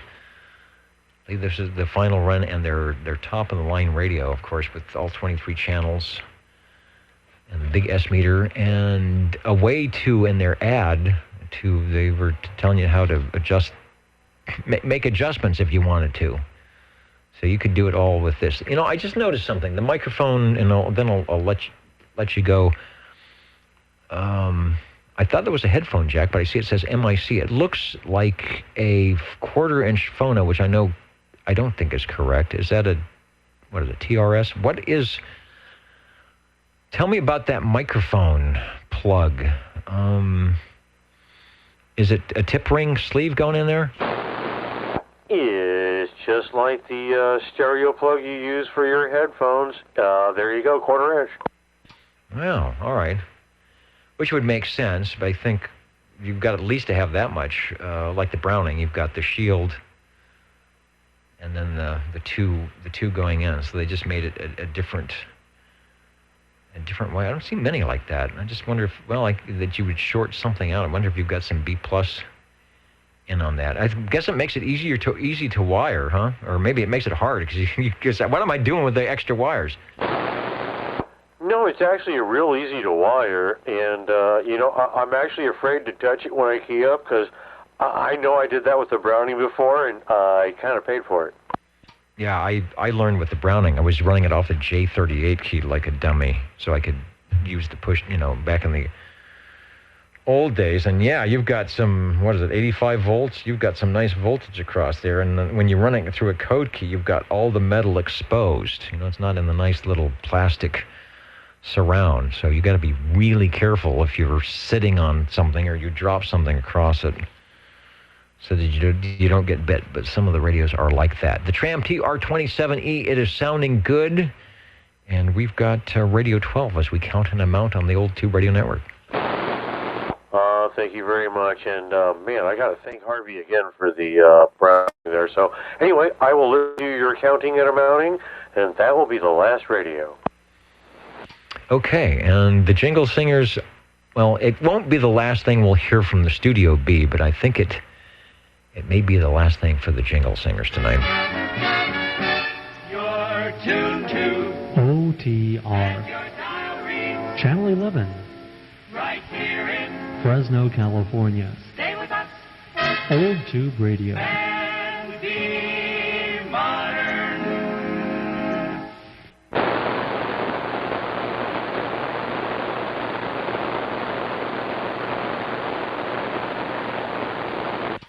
And my apologies to, we still have a lot of stations listening in the Pacific Northwest up in Washington, hoping for a little bit of conditions tonight, and I haven't heard a thing, at least here on the AM side. I haven't heard any of our stations that frequent 38 lower. That's always a good spot, and my guess is if I go to the 10-meter beacons, I may not be hearing anything. Not even the, MTY out of British Columbia. that often comes in, I think, on 27, 180 or 170 or something. It's kind of quiet, but who knows? The best way to get the conditions to start snapping is to sign out, and that's what we'll be doing. I just have to get Mr. Announcer and the orchestra up there so we can have the fanfare. And then... Ladies and gentlemen, time now for the current OTR totals. That would be the current and final totals. Not only for radios... Damn, those guys are loud. Not only for the radios, but for the SWLs as well. We had 13 on page 1, 13 on page 2, 12 on page 3, checking in on 16 on page 4 for a total of, that makes 54. 12 radios tonight. It started off kind of slow, and it picked up near the end as people jump in from outside and realize the sun has gone down. The charcoal and the barbecue is only good for maybe a couple of marshmallows, and maybe it's a little bit cold to go into the swimming pool, so why not jump into the radio room? And we appreciate those that take time to do that.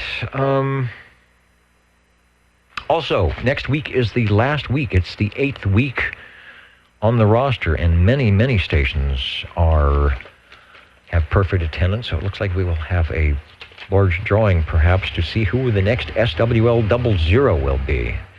It might even be the current one, because I think Mr. Bill is in there as well.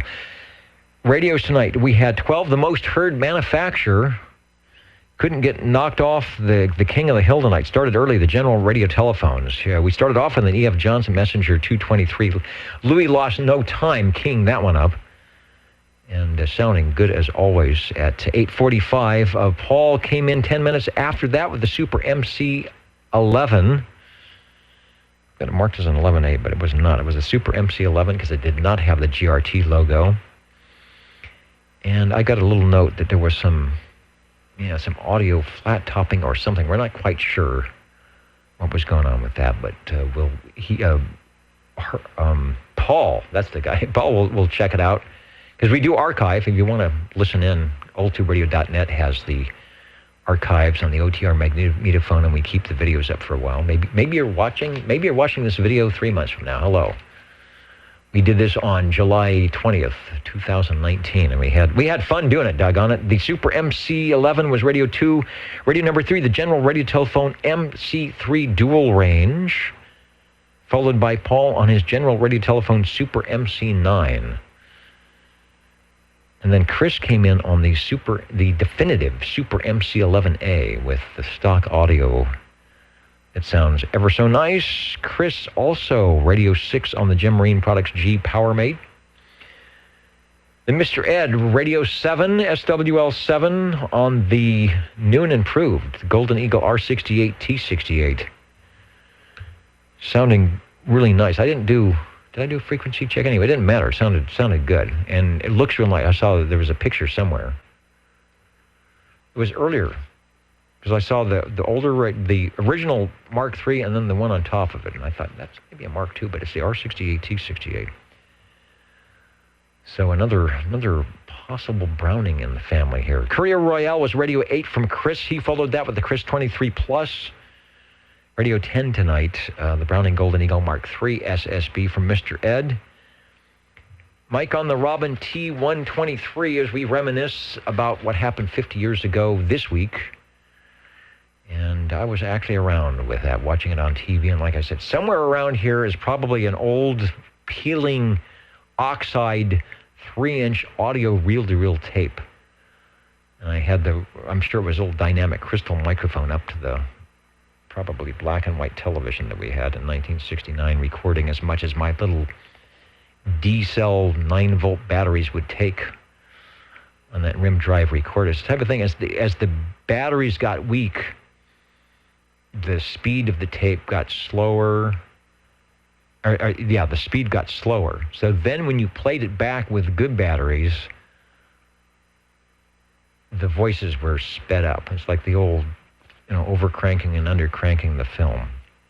And that AIWA tape recorder is around here somewhere. I cannibalized the thing and used the audio amplifier out of that to run my Hallicrafters walkie-talkie so I could amplify the microphone. And then I took the remote switch and put in a relay and ran 2 Hallicrafters walkie-talkies so that I can make them ping. We'll talk about that sometime, because I really wanted a Browning radio.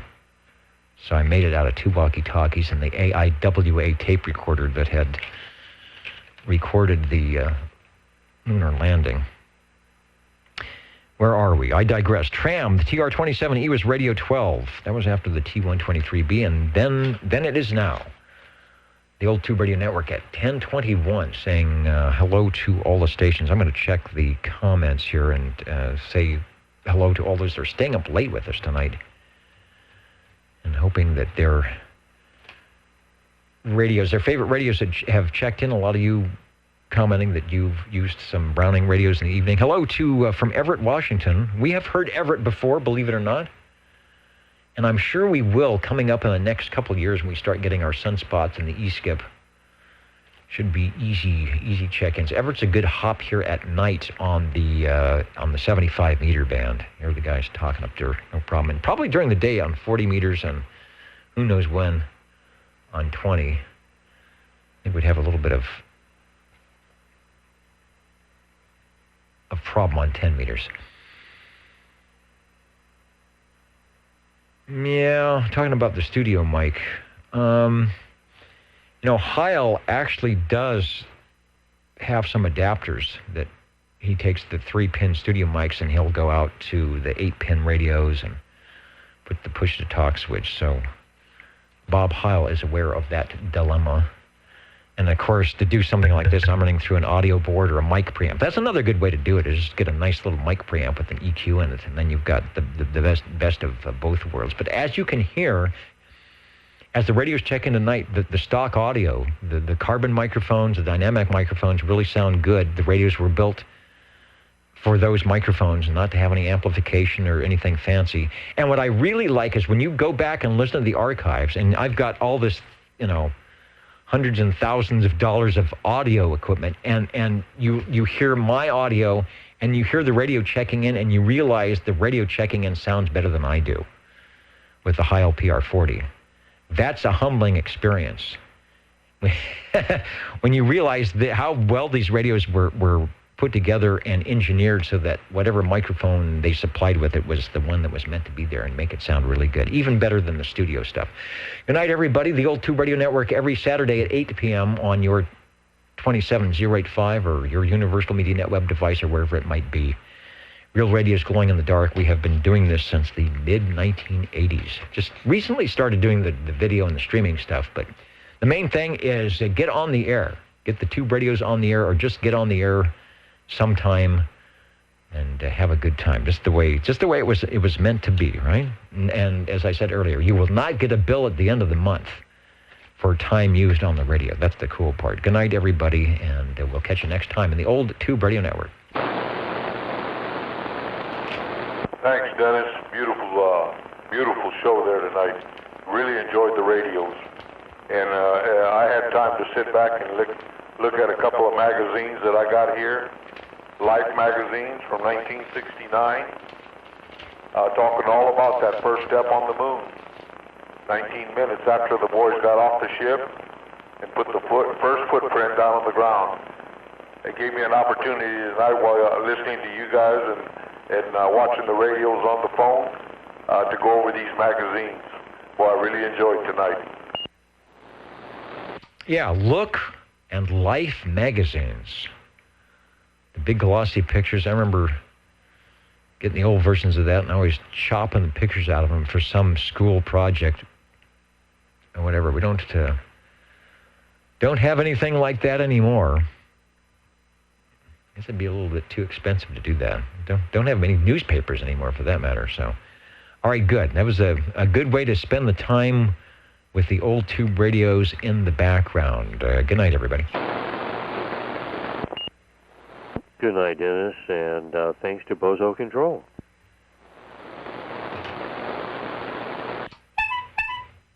Yeah, he can still honk that proboscis.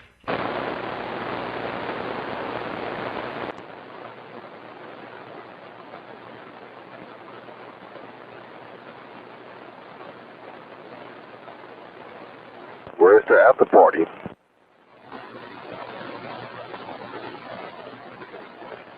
Okay, I think that's it. The what video we've got. You know, I should just sign off here with we'll leave with the Orban loudness meter as the tubes start glowing in the west.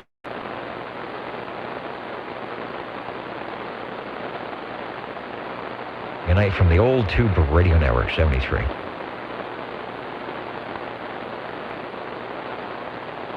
All right, you know, I said it. We're still up and running on the audio and video side. I'm going to jump over to 10 meters just quickly. Get on the right antenna. And just see if there's any beacons. At 28,300, there is one that's a ground wave out of Tracy. I don't hear that one. That usually tell me we have some good ground wave going on. Oh, there it is. Wait a minute, there it is.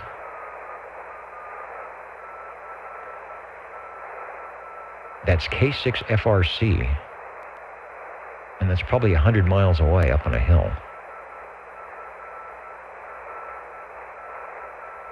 Dit-dit-da-dit-da-dit-da-dit-da-dit. That's FRC. So that's ground wave at night. So that's not bad. When I hear the ground wave, this is 28,300, 28,299. So if you're out of the area, if you're out of California, set your radio up for that for 28,300 CW, 28,299. And that'll be out of Central California. If you're hearing that, you might be able to hear the Old Tube Radio Network. Running down. Let's see if we can hear stuff that's out of state here. Into Oregon, Washington. And I'm not hearing a thing. There's a good one out of British Columbia, the MTY, but I'm not hearing that. So at least here on the West Coast, sounds like the E-Skip band is. Yeah, that's a birdie at 28,287. Sounds like the E-Skip is shut down, but there's the K6FRC just barely coming in, barely over the noise on a ground wave. One more. Let's go over to 75 meters and see if the AM guys are on. W6JKM. There you go. A little bit noisy. But that's 3870 AM. Guys on the West Coast here are calling on 75 AM. Somebody was calling. And that's off the Stardust, your antenna. Don't hear the East Coast guys. And either the other station is talking and I can't hear it, or the station was calling didn't acknowledge the call, 3870 AM. But that's the big boat anchor radios typically.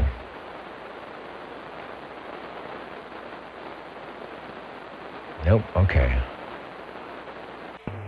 And of course, 10 megahertz.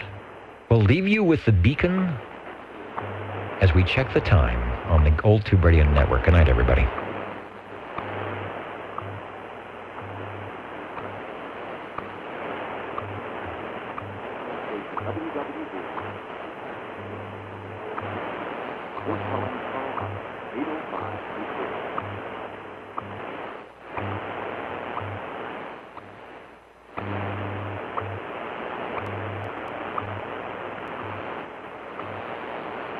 At the time, 5 hours, 31 minutes.